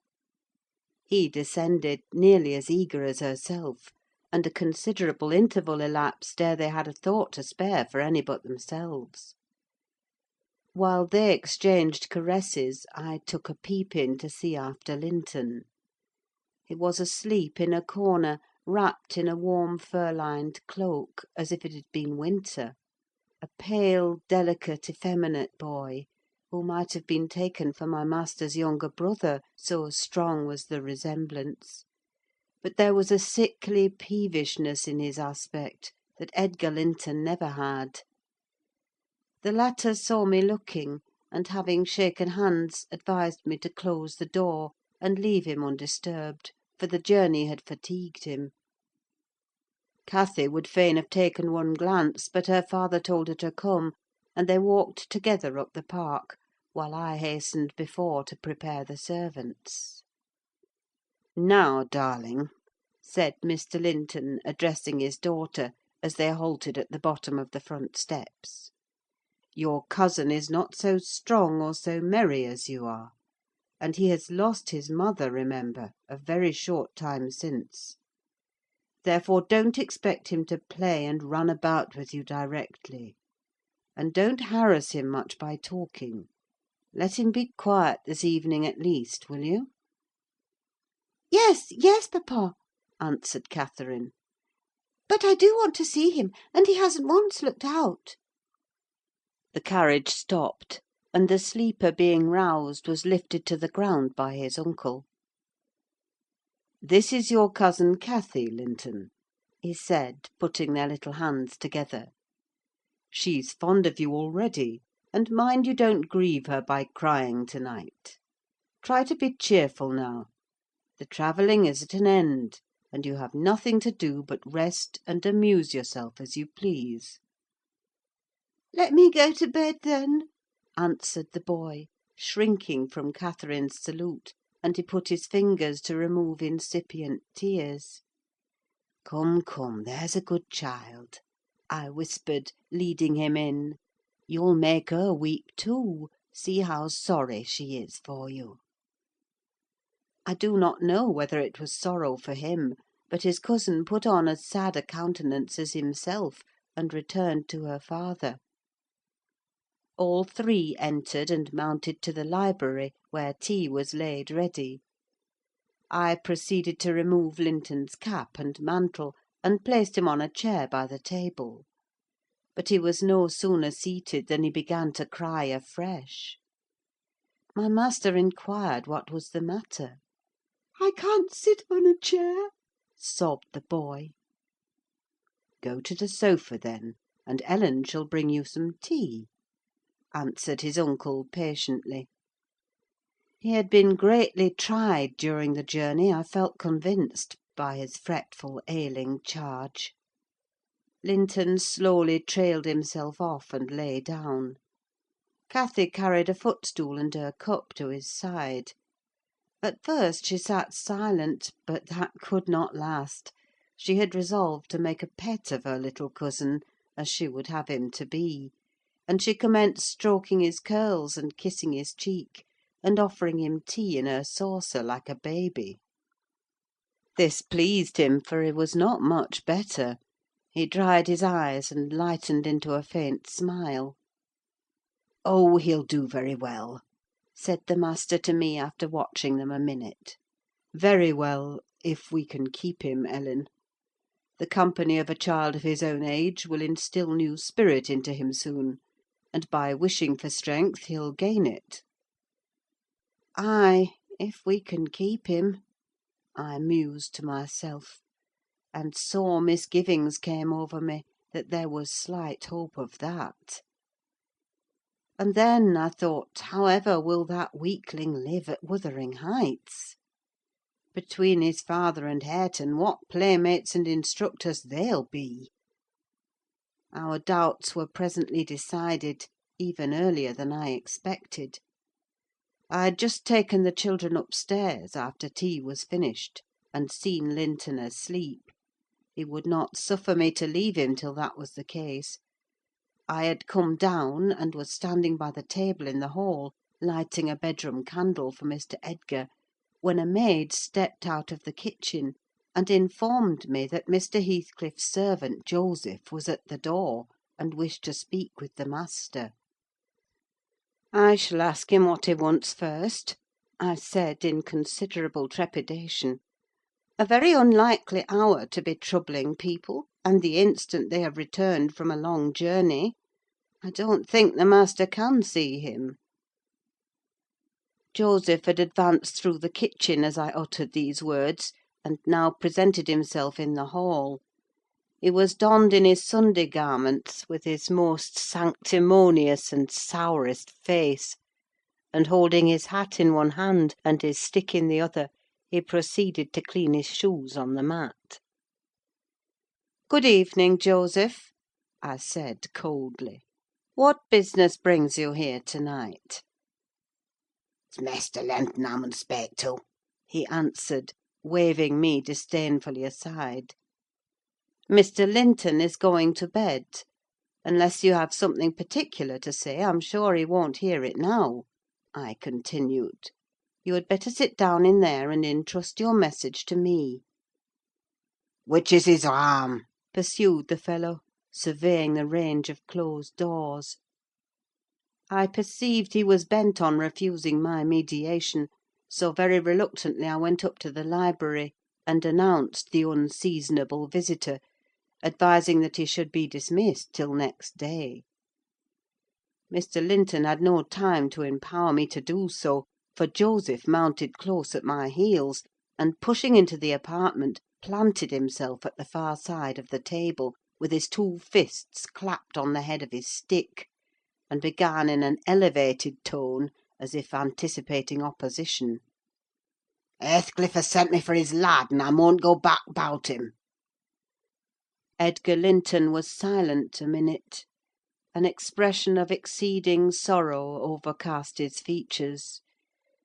He would have pitied the child on his own account, but, recalling Isabella's hopes and fears, and anxious wishes for her son, and her commendations of him to his care, he grieved bitterly at the prospect of yielding him up, and searched in his heart how it might be avoided. No plan offered itself. The very exhibition of any desire to keep him would have rendered the claimant more peremptory. There was nothing left but to resign him. However, he was not going to rouse him from his sleep. "Tell Mr. Heathcliff," he answered calmly, "that his son shall come to Wuthering Heights to-morrow. He is in bed, and too tired to go the distance now. You may also tell him that the mother of Linton desired him to remain under my guardianship, and at present his health is very precarious." "No," said Joseph, giving a thud with his prop on the floor, and assuming an authoritative air. "No, that means nought.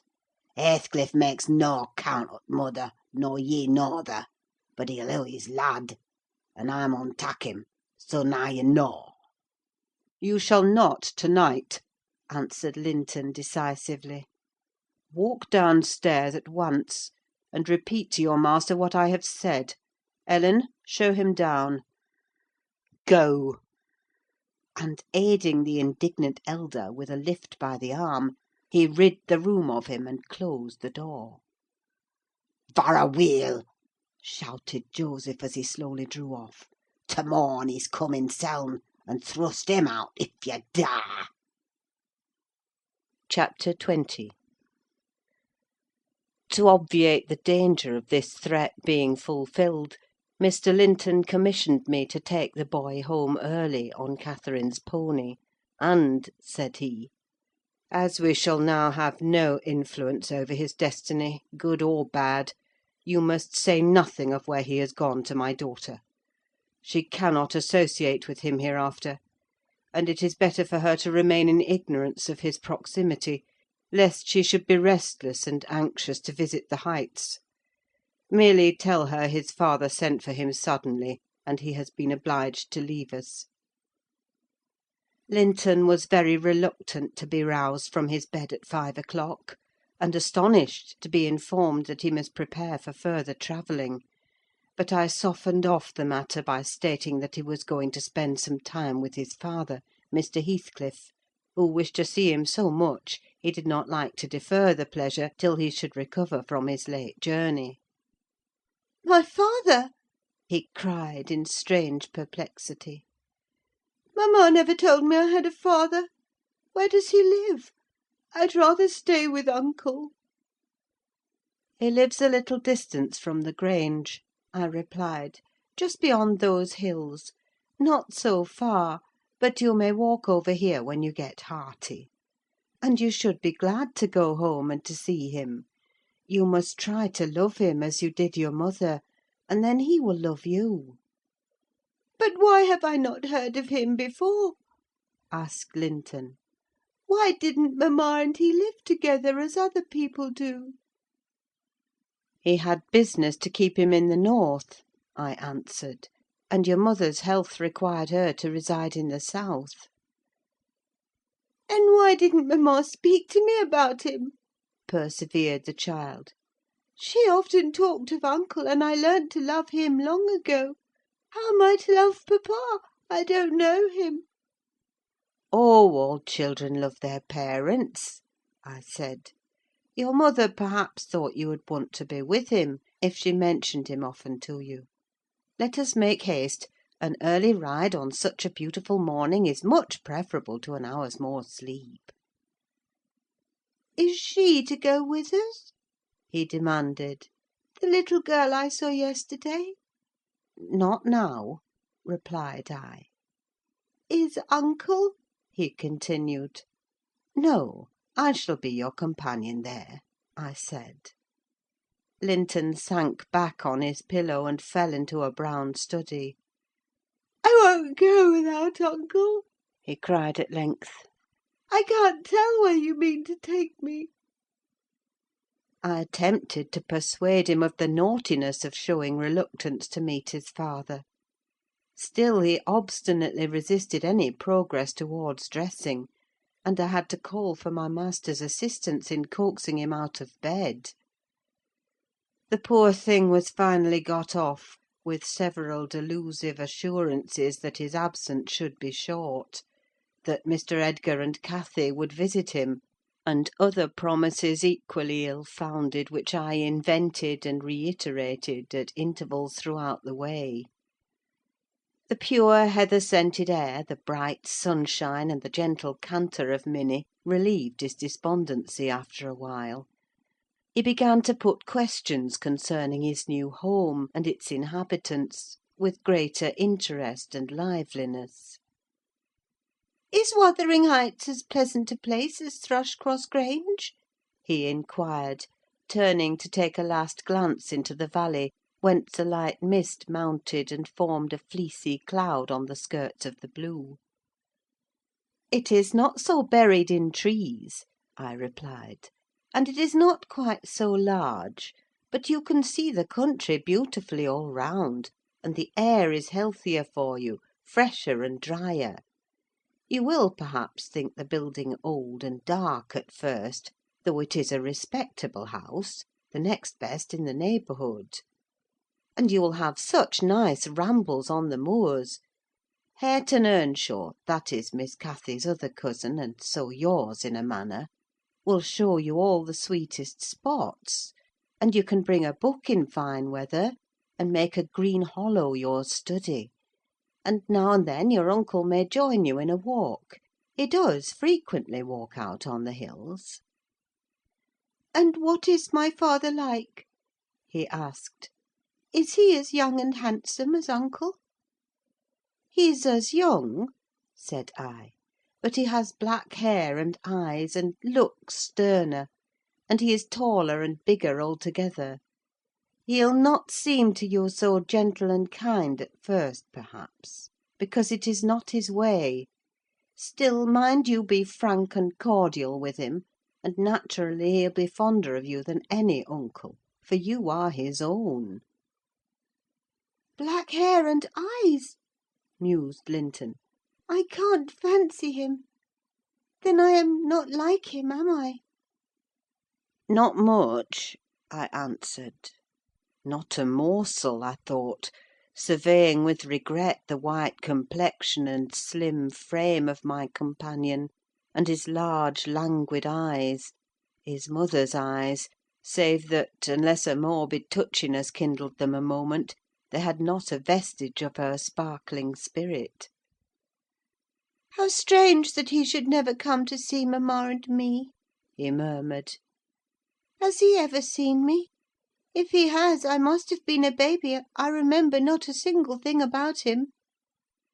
"Why, Master Linton," said I, 300 miles is a great distance, and 10 years seem very different in length to a grown-up person, compared with what they do to you.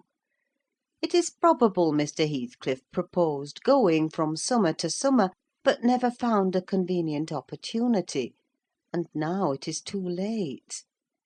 Don't trouble him with questions on the subject. It will disturb him for no good." The boy was fully occupied with his own cogitations for the remainder of the ride, till we halted before the farmhouse garden gate. I watched to catch his impressions in his countenance. He surveyed the carved front and low-browed lattices, the straggling gooseberry bushes and crooked firs, with solemn intentness, and then shook his head. His private feelings entirely disapproved of the exterior of his new abode. But he had sense to postpone complaining: there might be compensation within. Before he dismounted, I went and opened the door. It was 6:30. The family had just finished breakfast. The servant was clearing and wiping down the table. Joseph stood by his master's chair, telling some tale concerning a lame horse, and Hareton was preparing for the hayfield. "Hello, Nelly," said Mr. Heathcliff, when he saw me. "I feared I should have to come down and fetch my property myself. You've brought it, have you? Let us see what we can make of it." He got up and strode to the door. Hareton and Joseph followed in gaping curiosity. Poor Linton ran a frightened eye over the faces of the three. "Surely," said Joseph, after a grave inspection, "he's swapped with ye, maister, and yon's his lass." Heathcliff, having stared his son into an ague of confusion, uttered a scornful laugh. "God, what a beauty! What a lovely, charming thing!" he exclaimed. "Haven't they reared it on snails and sour milk, Nelly? Oh, damn my soul, but that's worse than I expected; and the devil knows I was not sanguine." I bid the trembling and bewildered child get down and enter. He did not thoroughly comprehend the meaning of his father's speech, or whether it were intended for him. Indeed, he was not yet certain that the grim, sneering stranger was his father. But he clung to me with growing trepidation, and on Mr. Heathcliff's taking a seat and bidding him come hither, he hid his face on my shoulder and wept. "Tut, tut!" said Heathcliff, stretching out a hand and dragging him roughly between his knees, and then holding up his head by the chin. "None of that nonsense! We're not going to hurt thee, Linton. Isn't that thy name? Thou art thy mother's child entirely. Where's my share in thee, puling chicken?"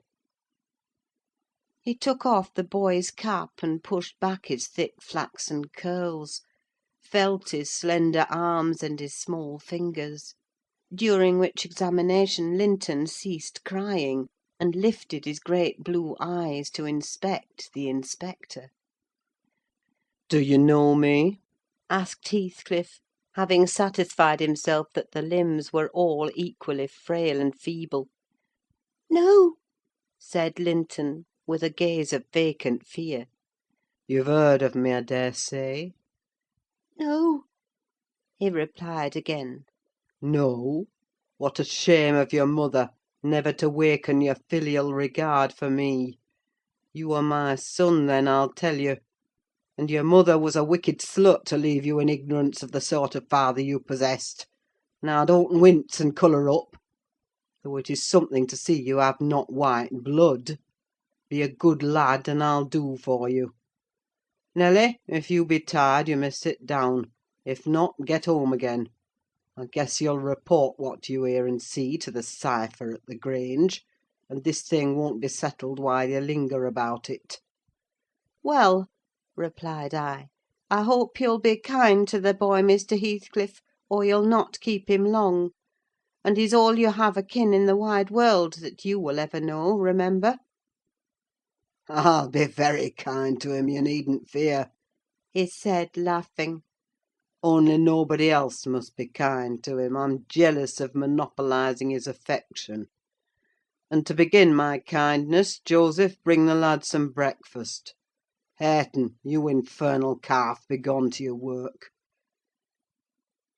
Yes, Nell," he added, when they had departed, "my son is prospective owner of your place, and I should not wish him to die till I was certain of being his successor. Besides, he's mine, and I want the triumph of seeing my descendant fairly lord of their estates: my child hiring their children to till their father's lands for wages. That is the sole consideration which can make me endure the whelp. I despise him for himself, and hate him for the memories he revives; but that consideration is sufficient. He's as safe with me, and shall be tended as carefully as your master tends his own. I have a room upstairs furnished for him in handsome style. I've engaged a tutor, also, to come 3 times a week, from 20 miles distance, to teach him what he pleases to learn. I've ordered Hareton to obey him; and, in fact, I've arranged everything with a view to preserve the superior and the gentleman in him above his associates. I do regret, however, that he so little deserves the trouble. If I wished any blessing in the world, it was to find him a worthy object of pride; and I'm bitterly disappointed with the whey-faced, whining wretch." While he was speaking, Joseph returned bearing a basin of milk porridge, and placed it before Linton, who stirred round the homely mess with a look of aversion, and affirmed he could not eat it. I saw the old manservant shared largely in his master's scorn of the child, though he was compelled to retain the sentiment in his heart, because Heathcliff plainly meant his underlings to hold him in honour. "Cannot eat it?" repeated he, peering in Linton's face, and subduing his voice to a whisper, for fear of being overheard. "But Maister Hareton niver ate nought else when he were a little un; and what were good enough for him's good enough for ye, I'se rayther think." I shan't eat it," answered Linton, snappishly. "Take it away." Joseph snatched up the food indignantly, and brought it to us. "Is there aught ails the victuals?" he asked, thrusting the tray under Heathcliff's nose. "What should ail them?" he said. "Why," answered Joseph, "yon dainty chap says he cannot eat them; but I guess it's raight. His mother were just so: we were almost too muckit soaked corn for macking her breed." "Don't mention his mother to me," said the master, angrily. "Get him something he can eat, that's all. What is his usual food, Nelly?" I suggested boiled milk or tea, and the housekeeper received instructions to prepare some. Come, I reflected, his father's selfishness may contribute to his comfort. He perceives his delicate constitution, and the necessity of treating him tolerably. I'll console Mr. Edgar by acquainting him with the turn Heathcliff's humour has taken. Having no excuse for lingering longer, I slipped out, while Linton was engaged in timidly rebuffing the advances of a friendly sheep-dog. But he was too much on the alert to be cheated. As I closed the door, I heard a cry, and a frantic repetition of the words, "Don't leave me! I'll not stay here! I'll not stay here!" Then the latch was raised and fell. They did not suffer him to come forth. I mounted Minnie, and urged her to a trot. And so my brief guardianship ended. CHAPTER 21 We had sad work with little Cathy that day. She rose in high glee, eager to join her cousin. and such passionate tears and lamentations followed the news of his departure, that Edgar himself was obliged to soothe her by affirming he should come back soon. He added, however, "if I can get him," and there were no hopes of that. This promise poorly pacified her, but time was more potent; and though still at intervals she inquired of her father when Linton would return, before she did see him again his features had waxed so dim in her memory that she did not recognise him. When I chanced to encounter the housekeeper of Wuthering Heights in paying business visits to Gimmerton, I used to ask how the young master got on, for he lived almost as secluded as Catherine herself, and was never to be seen. I could gather from her that he continued in weak health, and was a tiresome inmate. She said Mr. Heathcliff seemed to dislike him ever longer and worse, though he took some trouble to conceal it. He had an antipathy to the sound of his voice, and could not do at all with his sitting in the same room with him many minutes together. There seldom passed much talk between them. Linton learnt his lessons and spent his evenings in a small apartment they called the parlour, or else lay in bed all day, for he was constantly getting coughs and colds and aches and pains of some sort. "And I never know such a faint-hearted creature," added the woman. "No one so careful of hisseln. He will go on, if I leave the window open a bit late in the evening. Oh, it's killing a breath of night air!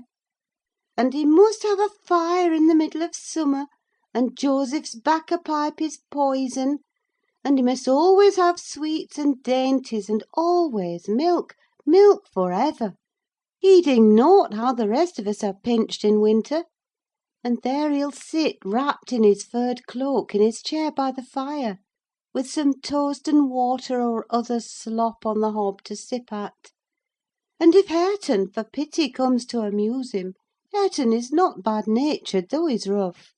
They're sure to part, one swearing and the other crying.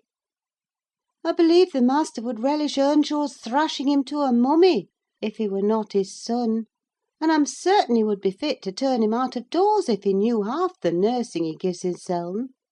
But then he won't go into danger of temptation: he never enters the parlour; and should Linton show those ways in the house where he is, he sends him upstairs directly."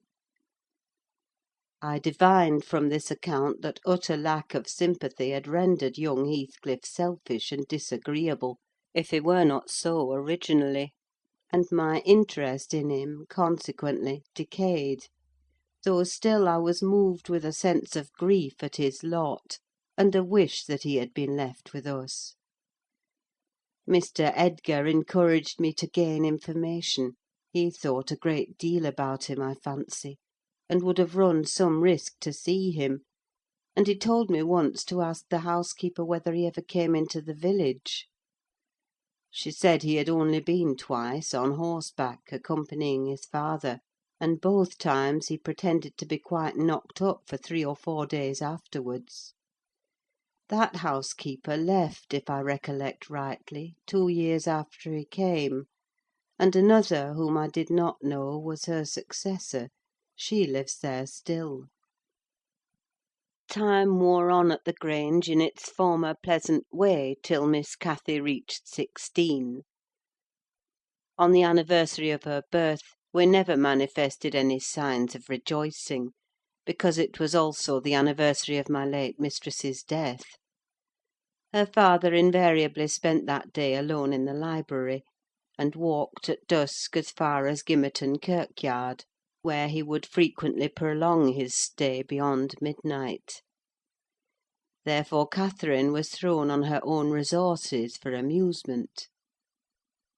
This 20th of March was a beautiful spring day, and when her father had retired, my young lady came down dressed for going out, and said she asked to have a ramble on the edge of the moor with me.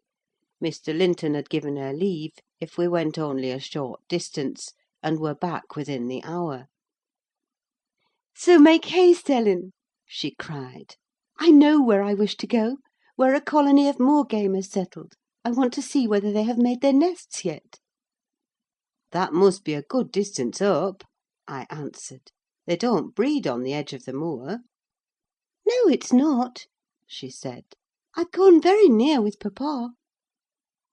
I put on my bonnet and sallied out, thinking nothing more of the matter.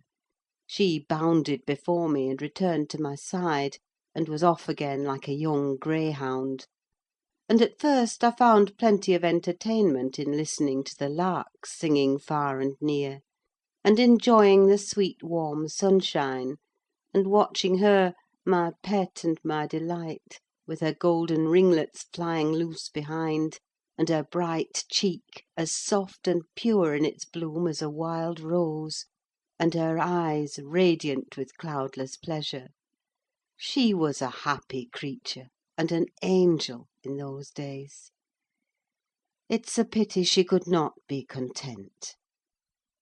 "Well," said I, "where are your moor game, Miss Cathy? We should be at them. The Grange Park fence is a great way off now." "Oh, a little further, only a little further, Ellen," was her answer continually. "Climb to that hillock, past that bank, and by the time you reach the other side I shall have raised the birds." But there were so many hillocks and banks to climb and pass, that at length I began to be weary, and told her we must halt and retrace our steps. I shouted to her, as she had outstripped me a long way. She either did not hear or did not regard, for she still sprang on, and I was compelled to follow.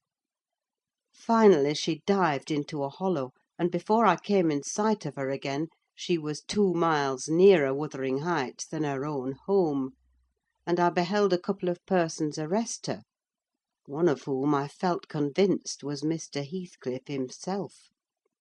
Cathy had been caught in the fact of plundering, or at least hunting out, the nests of the grouse. The Heights were Heathcliff's land, and he was reproving the poacher. "I've neither taken any nor found any," she said, as I toiled to them, expanding her hands in corroboration of the statement. "I didn't mean to take them; but papa told me there were quantities up here, and I wished to see the eggs." Heathcliff glanced at me with an ill-meaning smile, expressing his acquaintance with the party, and consequently his malevolence towards it, and demanded who papa was. "Mr. Linton of Thrushcross Grange," she replied. "I thought you did not know me, or you wouldn't have spoken in that way." You suppose papa is highly esteemed and respected, then?" he said sarcastically. "And what are you?" inquired Catherine, gazing curiously on the speaker. "That man I've seen before. Is he your son?" She pointed to Hareton, the other individual, who had gained nothing but increased bulk and strength by the addition of 2 years to his age. He seemed as awkward and rough as ever. "Miss Cathy," I interrupted, "it will be 3 hours instead of 1 that we are out presently. We really must go back." "No, that man is not my son," answered Heathcliff, pushing me aside. "but I have one, and you have seen him before, too. And though your nurse is in a hurry, I think both you and she would be the better for a little rest. Will you just turn this nab of heath and walk into my house? You'll get home earlier for the ease, and you shall receive a kind welcome." I whispered Catherine that she mustn't on any account accede to the proposal: it was entirely out of the question. "Why?" she asked aloud. "I'm tired of running, and the ground is dewy. I can't sit here. Let us go, Ellen. Besides, he says I have seen his son. He's mistaken, I think; but I guess where he lives: at the farmhouse I visited in coming from Penistone Crags. Don't you?" "I do. Come, Nelly, hold your tongue. It will be a treat for her to look in on us. Hareton, get forwards with the lass. You shall walk with me, Nelly." "No, she's not going to any such place!" I cried, struggling to release my arm, which he had seized. But she was almost at the door-stones already, scampering round the brow at full speed. Her appointed companion did not pretend to escort her: he shied off by the roadside and vanished. "Mr. Heathcliff, it's very wrong," I continued. "You know you mean no good. And there she'll see Linton, and all will be told as soon as ever we return, and I shall have the blame." I want her to see Linton, he answered. he's looking better these few days. It's not often he's fit to be seen. And we'll soon persuade her to keep the visit secret. Where is the harm of it? "The harm of it is, that her father would hate me if he found I suffered her to enter your house; and I am convinced you have a bad design in encouraging her to do so," I replied. My design is as honest as possible. I'll inform you of its whole scope. he said. That the two cousins may fall in love and get married. I'm acting generously to your master: his young chit has no expectations; and should she second my wishes, she'll be provided for at once as joint successor with Linton. "If Linton died," I answered, "and his life is quite uncertain, Catherine would be the heir." No, she would not. he said. There is no clause in the will to secure it so. His property would go to me. But to prevent disputes, I desire their union, and am resolved to bring it about. "And I'm resolved she shall never approach your house with me again," I returned, as we reached the gate where Miss Cathy waited our coming. Heathcliff bade me be quiet, and, preceding us up the path, hastened to open the door. My young lady gave him several looks, as if she could not exactly make up her mind what to think of him; but now he smiled when he met her eye, and softened his voice in addressing her, and I was foolish enough to imagine the memory of her mother might disarm him from desiring her injury. Linton stood on the hearth. He had been out walking in the fields, for his cap was on, and he was calling to Joseph to bring him dry shoes. He had grown tall of his age, still wanting some months of 16. His features were pretty yet, and his eye and complexion brighter than I remembered them, though with merely temporary lustre borrowed from the salubrious air and genial sun. Now, who is that? asked Mr. Heathcliff, turning to Cathy. Can you tell? "Your son," she said, having doubtfully surveyed first one and then the other. Yes, yes, answered he. But is this the only time you have beheld him? Think. Ah, you have a short memory. Linton, don't you recall your cousin that you used to tease us so with wishing to see? "What, Linton?" cried Cathy, kindling into joyful surprise at the name. "Is that little Linton? He's taller than I am. Are you Linton?" The youth stepped forward and acknowledged himself. She kissed him fervently, and they gazed with wonder at the change time had wrought in the appearance of each. Catherine had reached her full height; her figure was both plump and slender, elastic as steel, and her whole aspect sparkling with health and spirits. Linton's looks and movements were very languid, and his form extremely slight; but there was a grace in his manner that mitigated these defects, and rendered them not unpleasing. After exchanging numerous marks of fondness with him, his cousin went to Mr. Heathcliff, who lingered by the door, dividing his attention between the objects inside and those that lay without; pretending, that is, to observe the latter, and really noting the former alone. "And you are my uncle, then?" she cried, reaching up to salute him. "I thought I liked you, though you were cross at first. Why don't you visit at the Grange with Linton? To live all these years such close neighbours and never see us, is odd. What have you done so for?"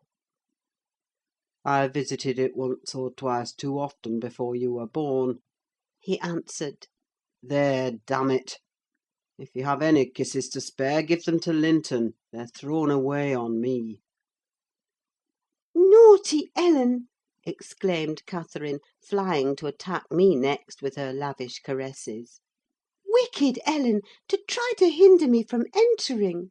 But I'll take this walk every morning in future, may I, uncle? And sometimes bring papa?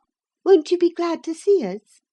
"Of course," replied the uncle, with a hardly suppressed grimace resulting from his deep aversion to both the proposed visitors. "but stay. He continued, turning towards the young lady. Now I think of it, I'd better tell you. Mr. Linton has a prejudice against me. We quarrelled at one time of our lives with unchristian ferocity; and if you mention coming here to him, he'll put a veto on your visits altogether. Therefore you must not mention it, unless you be careless of seeing your cousin hereafter. You may come, if you will, but you must not mention it." "Why did you quarrel?" asked Catherine, considerably crestfallen. "He thought me too poor to wed his sister," answered Heathcliff. "and was grieved that I got her. His pride was hurt, and he'll never forgive it." "That's wrong," said the young lady. "Some time I'll tell him so. But Linton and I have no share in your quarrel. I'll not come here, then. He shall come to the Grange." "It will be too far for me," murmured her cousin. "To walk 4 miles would kill me. No, come here, Miss Catherine, now and then. Not every morning, but once or twice a week." The father launched towards his son a glance of bitter contempt. "I am afraid, Nelly, I shall lose my labour. He muttered to me. Miss Catherine, as the ninny calls her, will discover his value, and send him to the devil. Now, if it had been Hareton! Do you know that 20 times a day I covet Hareton, with all his degradation? I'd have loved the lad had he been some one else. But I think he's safe from her love. I'll pit him against that paltry creature, unless it bestir itself briskly. We calculate it will scarcely last till it is 18.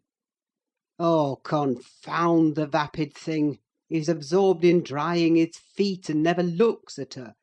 Linton!" "Yes, father," answered the boy.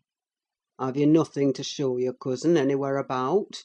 Not even a rabbit or a weasel's nest?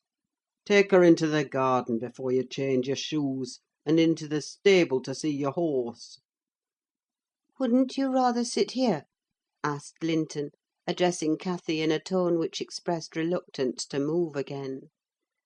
"I don't know," she replied, casting a longing look to the door, and evidently eager to be active. He kept his seat, and shrank closer to the fire. Heathcliff rose and went into the kitchen, and from thence to the yard, calling out for Hareton. Hareton responded, and presently the two re-entered. The young man had been washing himself, as was visible by the glow on his cheeks and his wetted hair.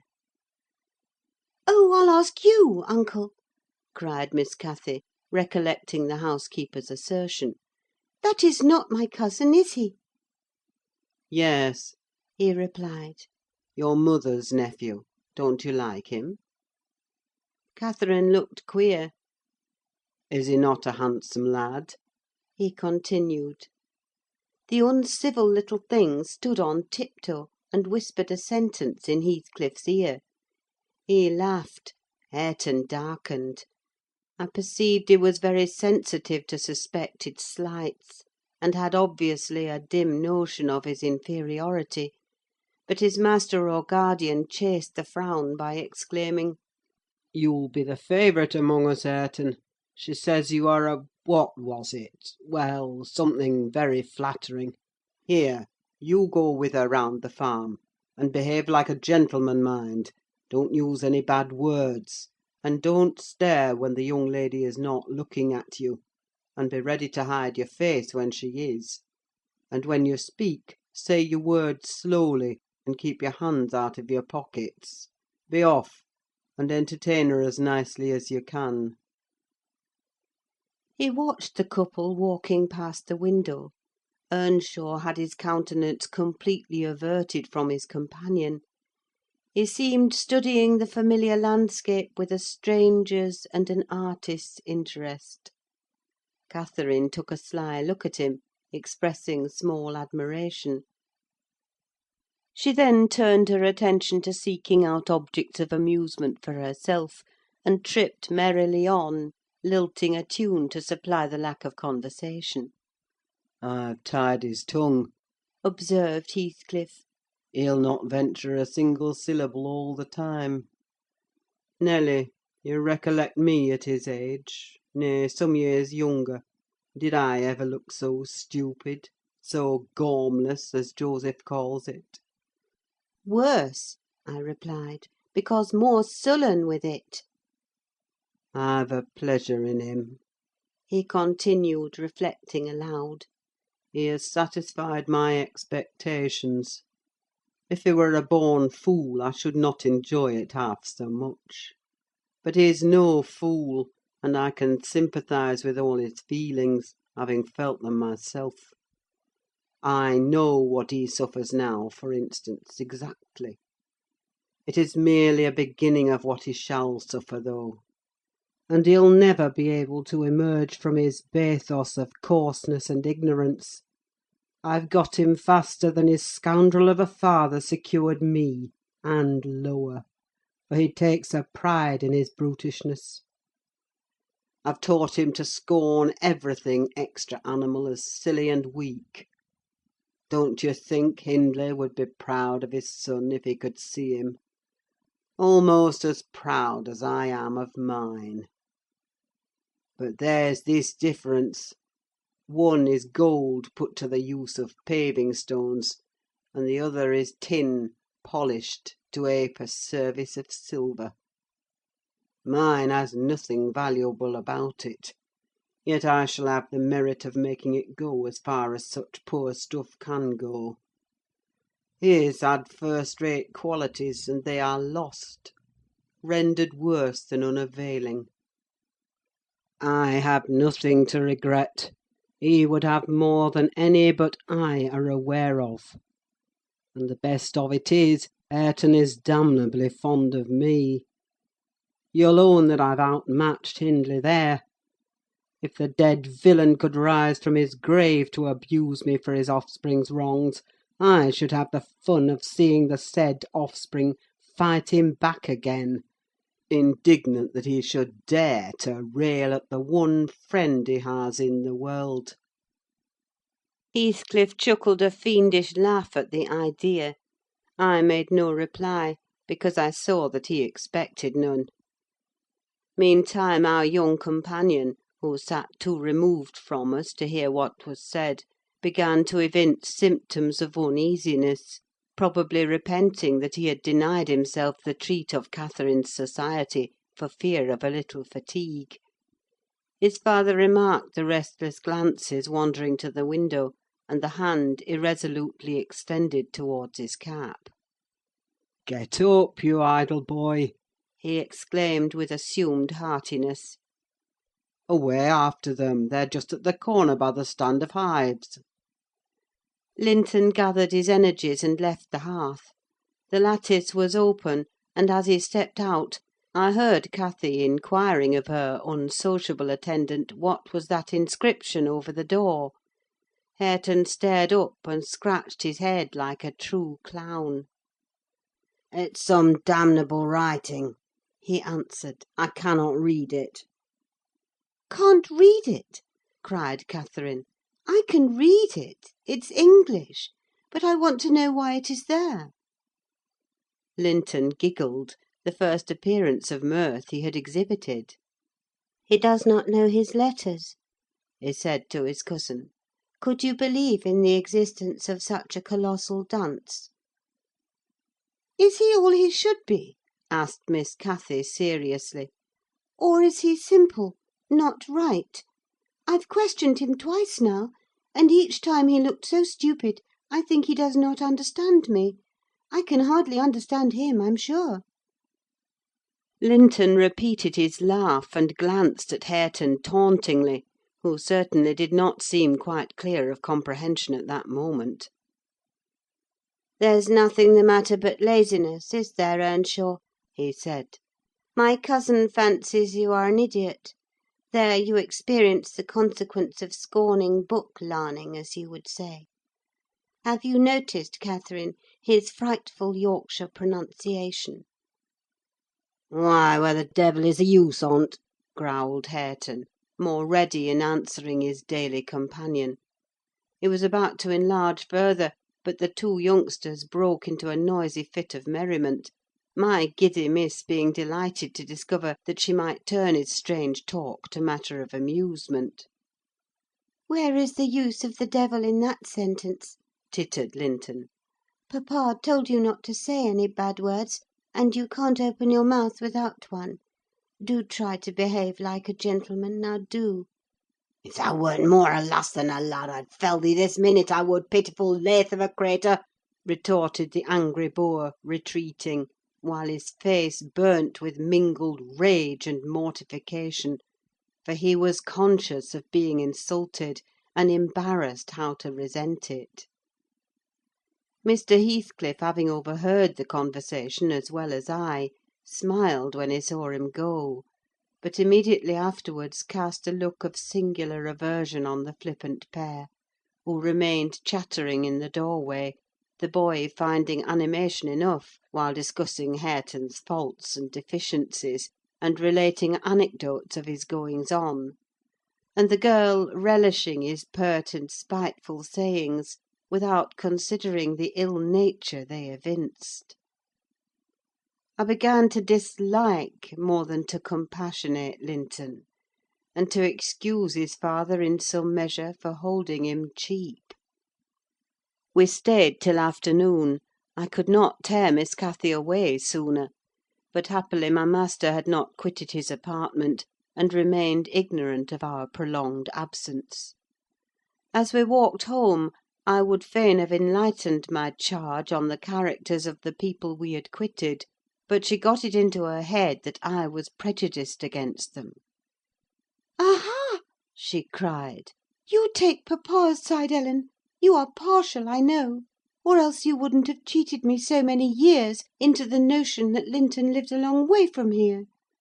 I'm really extremely angry, only I'm so pleased I can't show it. But you must hold your tongue about my uncle. He's my uncle, remember, and I'll scold papa for quarrelling with him." And so she ran on, till I relinquished the endeavour to convince her of her mistake. She did not mention the visit that night, because she did not see Mr. Linton. Next day it all came out, sadly to my chagrin. And still I was not altogether sorry. I thought the burden of directing and warning would be more efficiently borne by him than me. But he was too timid in giving satisfactory reasons for his wish that she should shun connection with the household of the Heights; and Catherine liked good reasons for every restraint that harassed her petted will. "Papa!" she exclaimed, after the morning's salutations, "guess whom I saw yesterday in my walk on the moors." "Ah, papa, you started! You've not done right, have you now? I saw— But listen, and you shall hear how I found you out; and Ellen, who is in league with you, and yet pretended to pity me so, when I kept hoping, and was always disappointed, about Linton's coming back." She gave a faithful account of her excursion and its consequences; and my master, though he cast more than one reproachful look at me, said nothing till she had concluded. Then he drew her to him, and asked if she knew why he had concealed Linton's near neighbourhood from her. Could she think it was to deny her a pleasure that she might harmlessly enjoy? "It was because you disliked Mr. Heathcliff," she answered. "Then you believe I care more for my own feelings than yours, Cathy?" he said. No, it was not because I disliked Mr. Heathcliff, but because Mr. Heathcliff dislikes me, and is a most diabolical man, delighting to wrong and ruin those he hates, if they give him the slightest opportunity. I knew that you could not keep up an acquaintance with your cousin without being brought into contact with him, and I knew he would detest you on my account. So, for your own good, and nothing else, I took precautions that you should not see Linton again. I meant to explain this some time as you grew older, and I am sorry I delayed it." "But Mr. Heathcliff was quite cordial, papa," observed Catherine, not at all convinced. "And he didn't object to our seeing each other. He said I might come to his house when I pleased, only I must not tell you, because you had quarrelled with him, and would not forgive him for marrying Aunt Isabella. And you won't. You are the one to be blamed. He is willing to let us be friends, at least, Linton and I, and you are not." My master, perceiving that she would not take his word for her uncle-in-law's evil disposition, gave a hasty sketch of his conduct to Isabella, and the manner in which Wuthering Heights became his property. He could not bear to discourse long upon the topic, for though he spoke little of it, he still felt the same horror and detestation of his ancient enemy that had occupied his heart ever since Mrs. Linton's death. "She might have been living yet, if it had not been for him," was his constant bitter reflection. And in his eyes Heathcliff seemed a murderer. Miss Cathy, conversant with no bad deeds except her own slight acts of disobedience, injustice, and passion, arising from hot temper and thoughtlessness, and repented of on the day they were committed, was amazed at the blackness of spirit that could brood on and cover revenge for years, and deliberately prosecute its plans without a visitation of remorse. She appeared so deeply impressed and shocked at this new view of human nature, excluded from all her studies and all her ideas till now, that Mr. Edgar deemed it unnecessary to pursue the subject. He merely added, "You will know hereafter, darling, why I wish you to avoid his house and family. Now return to your old employments and amusements, and think no more about them." Catherine kissed her father, and sat down quietly to her lessons for a couple of hours, according to custom. Then she accompanied him into the grounds, and the whole day passed as usual. But in the evening, when she had retired to her room, and I went to help her to undress, I found her crying, on her knees by the bedside. "Oh, fie, silly child!" I exclaimed. "If you had any real griefs, you'd be ashamed to waste a tear on this little contrariety. You never had one shadow of substantial sorrow, Miss Catherine. Suppose for a minute that master and I were dead, and you were by yourself in the world: how would you feel then?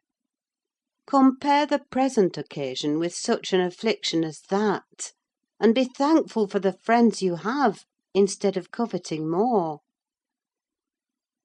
"I'm not crying for myself, Ellen," she answered. "It's for him. He expected to see me again to-morrow, and there he'll be so disappointed, and he'll wait for me, and I shan't come." "Nonsense!" said I. "Do you imagine he has thought as much of you as you have of him? Hasn't he Hareton for a companion? Not 1 in 100 would weep at losing a relation they'd just seen twice for 2 afternoons. Linton will conjecture how it is, and trouble himself no further about you." "But may I not write a note to tell him why I cannot come?" she asked, rising to her feet. "And just send those books I promised to lend him? His books are not as nice as mine, and he wanted to have them extremely, when I told him how interesting they were. May I not, Ellen?" "No, indeed! No, indeed!" replied I, with decision. "Then he would write to you, and there'd never be an end of it. No, Miss Catherine, the acquaintance must be dropped entirely. So papa expects, and I shall see that it is done." "But how can one little note—" she recommenced, putting on an imploring countenance. "Silence!" I interrupted. "We'll not begin with your little notes. Get into bed." She threw at me a very naughty look, so naughty that I would not kiss her good night at first. I covered her up and shut her door, in great displeasure; but, repenting half-way, I returned softly, and lo! there was Miss, standing at the table with a bit of blank paper before her and a pencil in her hand, which she guiltily slipped out of sight on my entrance. "You'll get nobody to take that, Catherine," I said, "if you write it. And at present I shall put out your candle." I set the extinguisher on the flame, receiving as I did so a slap on my hand, and a petulant "Cross thing!" I then quitted her again, and she drew the bolt in one of her worst, most peevish humours. The letter was finished, and forwarded to its destination by a milk fetcher who came from the village; but that I didn't learn till some time afterwards. Weeks passed on, and Cathy recovered her temper, though she grew wondrous fond of stealing off to corners by herself; and often, if I came near her suddenly while reading, she would start and bend over the book, evidently desirous to hide it; and I detected edges of loose paper sticking out beyond the leaves. She also got a trick of coming down early in the morning, and lingering about the kitchen, as if she were expecting the arrival of something; and she had a small drawer in a cabinet in the library, which she would trifle over for hours, and whose key she took special care to remove when she left it. One day, as she inspected this drawer, I observed that the playthings and trinkets which recently formed its contents were transmuted into bits of folded paper. My curiosity and suspicions were roused. I determined to take a peep at her mysterious treasures; so at night, as soon as she and my master were safe upstairs, I searched, and readily found among my house keys one that would fit the lock. Having opened, I emptied the whole contents into my apron, and took them with me to examine at leisure in my own chamber. Though I could not but suspect, I was still surprised to discover that they were a mass of correspondence, daily almost it must have been, from Linton Heathcliff; answers to documents forwarded by her. The earlier dated were embarrassed and short. Gradually, however, they expanded into copious love letters: foolish, as the age of the writer rendered natural, yet with touches here and there which I thought were borrowed from a more experienced source. Some of them struck me as singularly odd compounds of ardour and flatness, commencing in strong feeling, and concluding in the affected wordy style that a schoolboy might use to a fancied incorporeal sweetheart. Whether they satisfied Cathy, I don't know; but they appeared very worthless trash to me. After turning over as many as I thought proper, I tied them in a handkerchief, and set them aside, re-locking the vacant drawer. Following her habit, my young lady descended early, and visited the kitchen. I watched her go to the door on the arrival of a certain little boy, and while the dairymaid filled his can, she tucked something into his jacket pocket, and plucked something out. I went round by the garden, and laid wait for the messenger, who fought valorously to defend his trust, and we spilt the milk between us.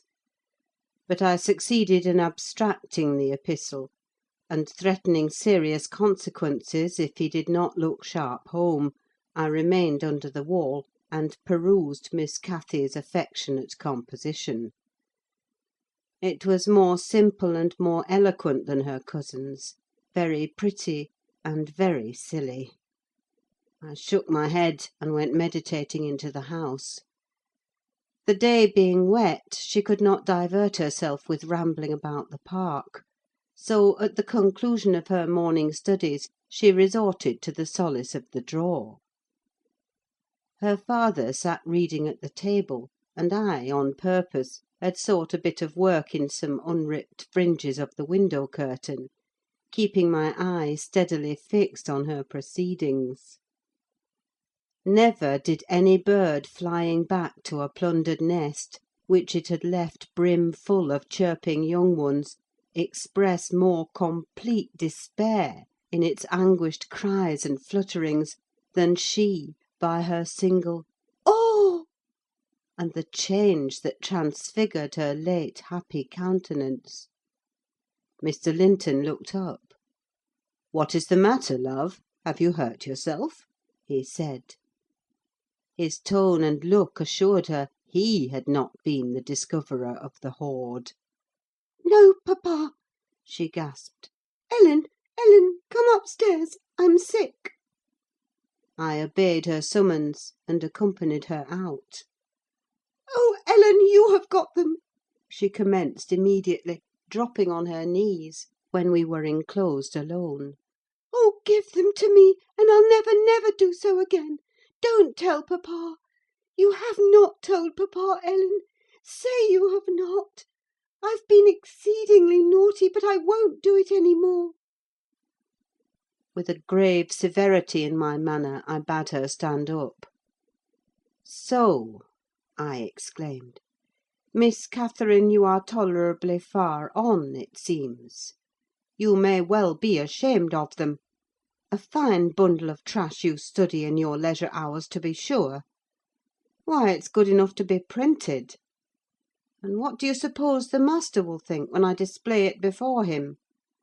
I haven't shown it yet, but you needn't imagine I shall keep your ridiculous secrets. For shame! And you must have led the way in writing such absurdities. He would not have thought of beginning, I'm certain."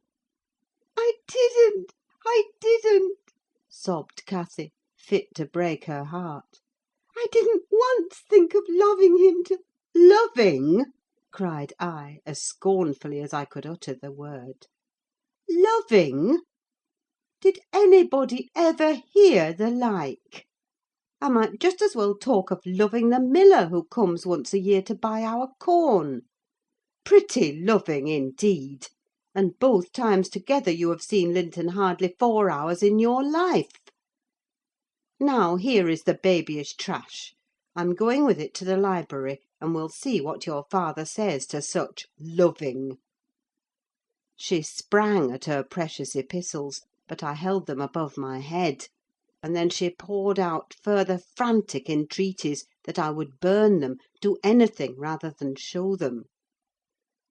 And, being really fully as much inclined to laugh as scold, for I esteemed it all girlish vanity, I at length relented in a measure, and asked, "If I consent to burn them, will you promise faithfully neither to send nor receive a letter again, nor a book, for I perceive you have sent him books, nor locks of hair, nor rings, nor playthings?" "We don't send playthings," cried Catherine, her pride overcoming her shame. "Nor anything at all, then, my lady," I said. "Unless you will, here I go." "I promise, Ellen!" she cried, catching my dress. "Oh, put them in the fire, do, do!" But when I proceeded to open a place with the poker, the sacrifice was too painful to be borne. She earnestly supplicated that I would spare her 1 or 2. "1 or 2, Ellen, to keep for Linton's sake." I unknotted the handkerchief, and commenced dropping them in from an angle, and the flame curled up the chimney. "I will have 1, you cruel wretch!" she screamed, darting her hand into the fire, and drawing forth some half-consumed fragments at the expense of her fingers. "Very well, and I will have some to exhibit to papa," I answered, shaking back the rest into the bundle, and turning anew to the door. She emptied her blackened pieces into the flames, and motioned me to finish the immolation. It was done. I stirred up the ashes, and interred them under a shovelful of coals; and she, mutely, and with a sense of intense injury, retired to her private apartment. I descended to tell my master that the young lady's qualm of sickness was almost gone, but I judged it best for her to lie down a while.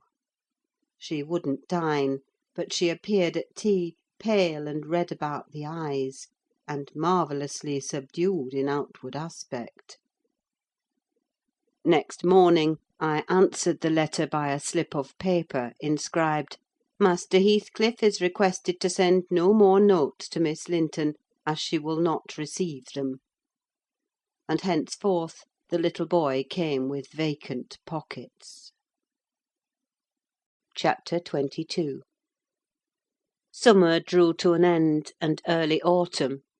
It was past Michaelmas, but the harvest was late that year, and a few of our fields were still uncleared. Mr. Linton and his daughter would frequently walk out among the reapers. At the carrying of the last sheaves they stayed till dusk, and the evening happening to be chill and damp, my master caught a bad cold that settled obstinately on his lungs, and confined him indoors throughout the whole of the winter, nearly without intermission.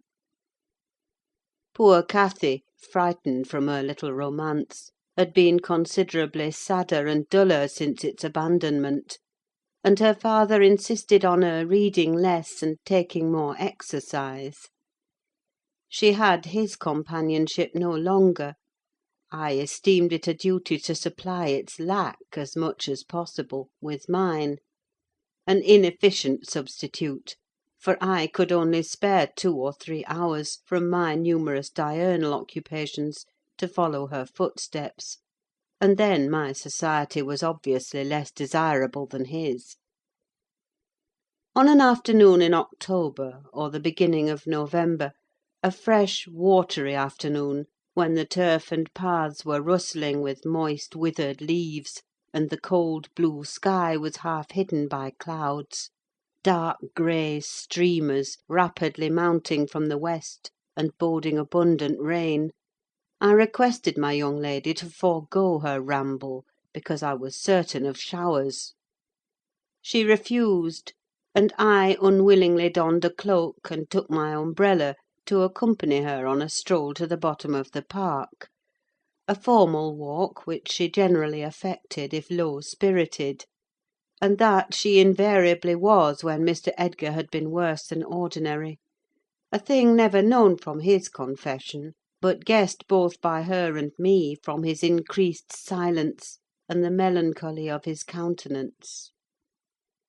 She went sadly on.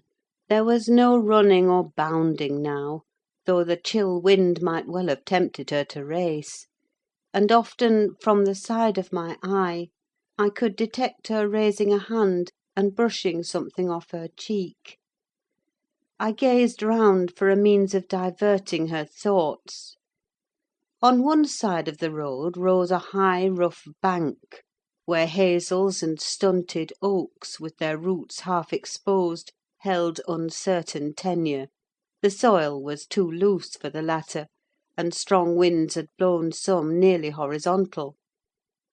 In summer Miss Catherine delighted to climb along these trunks, and sit in the branches swinging 20 feet above the ground; and I, pleased with her agility and her light childish heart, still considered it proper to scold every time I caught her at such an elevation, but so that she knew there was no necessity for descending.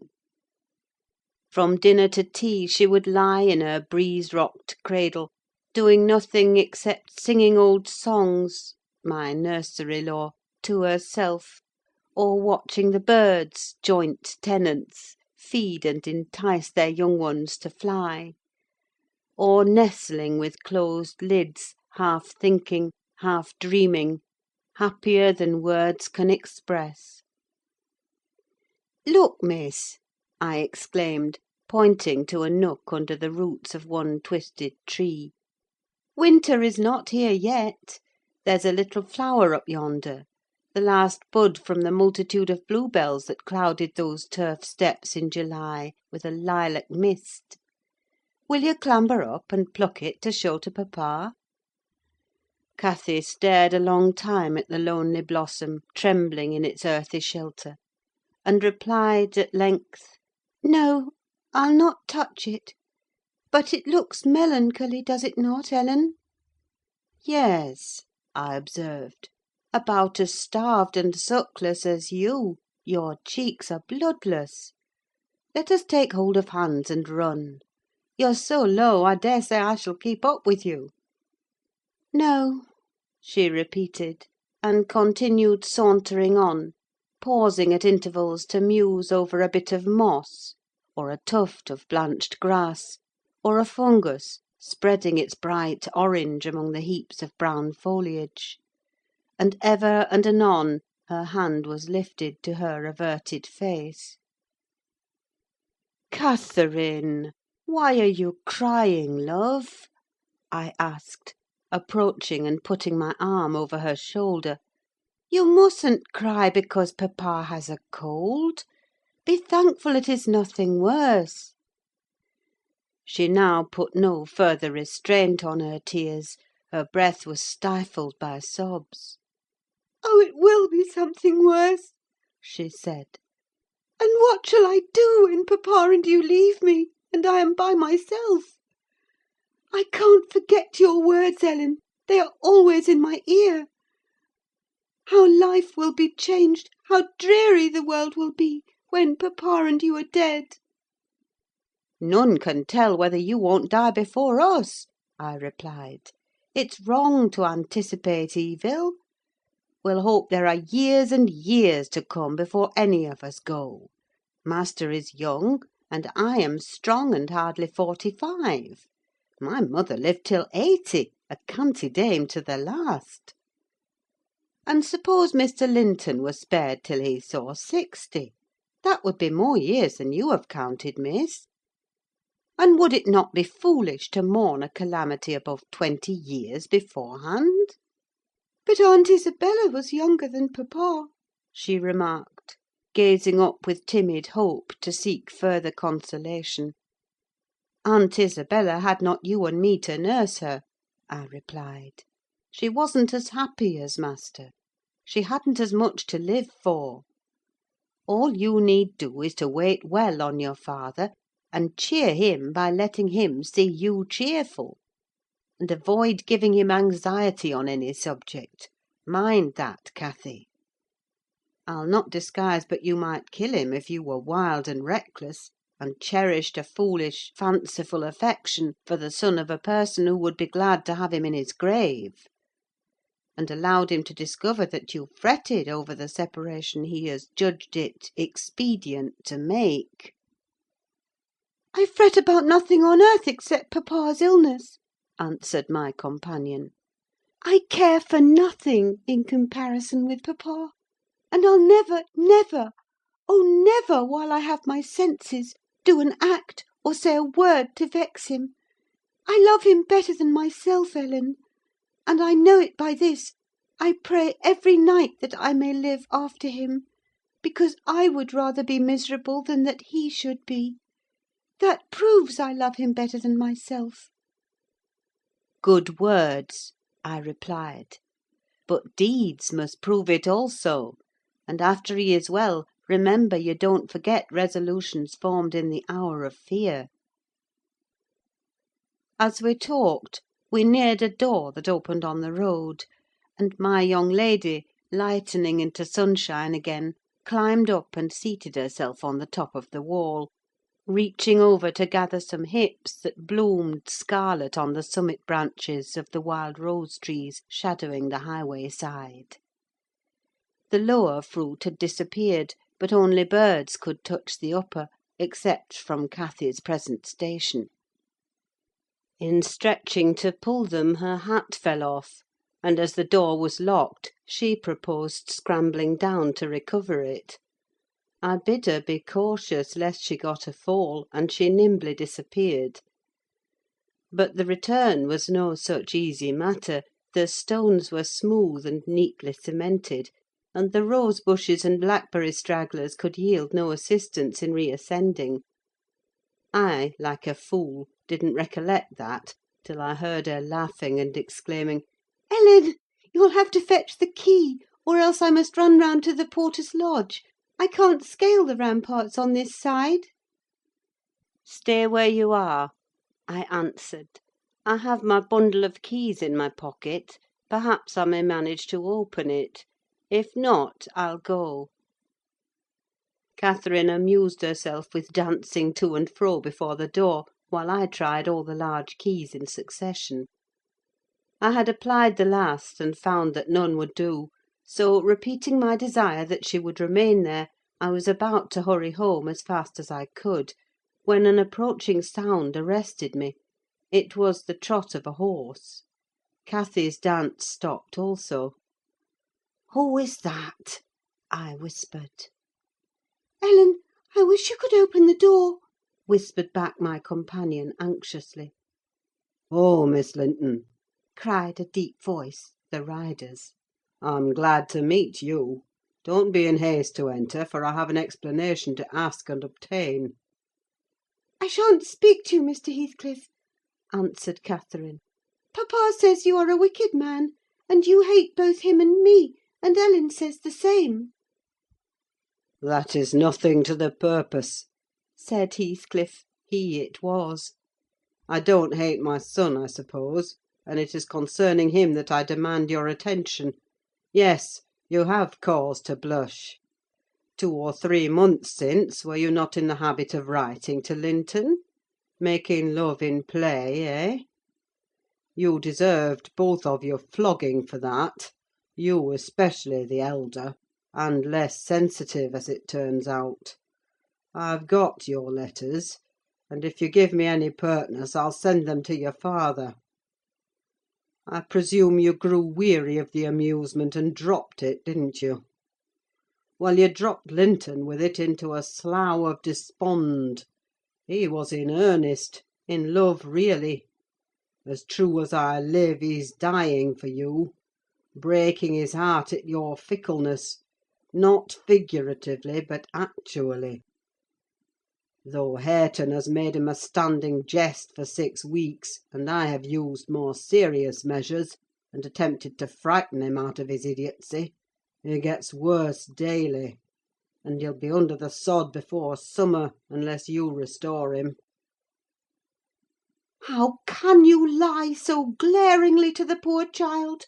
I called from the inside. "Pray ride on.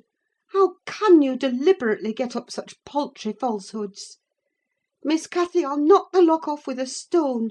You won't believe that vile nonsense. You can feel in yourself it is impossible that a person should die for love of a stranger." "I was not aware there were eavesdroppers," muttered the detected villain. "Worthy Mrs. Dean, I like you, but I don't like your double-dealing," he added aloud. "How could you lie so glaringly as to affirm I hated the poor child, and invent bugbear stories to terrify her from my door-stones? Catherine Linton! The very name warms me. My bonny lass, I shall be from home all this week. Go and see if I've not spoken truth. Do, there's a darling. Just imagine your father in my place, and Linton in yours.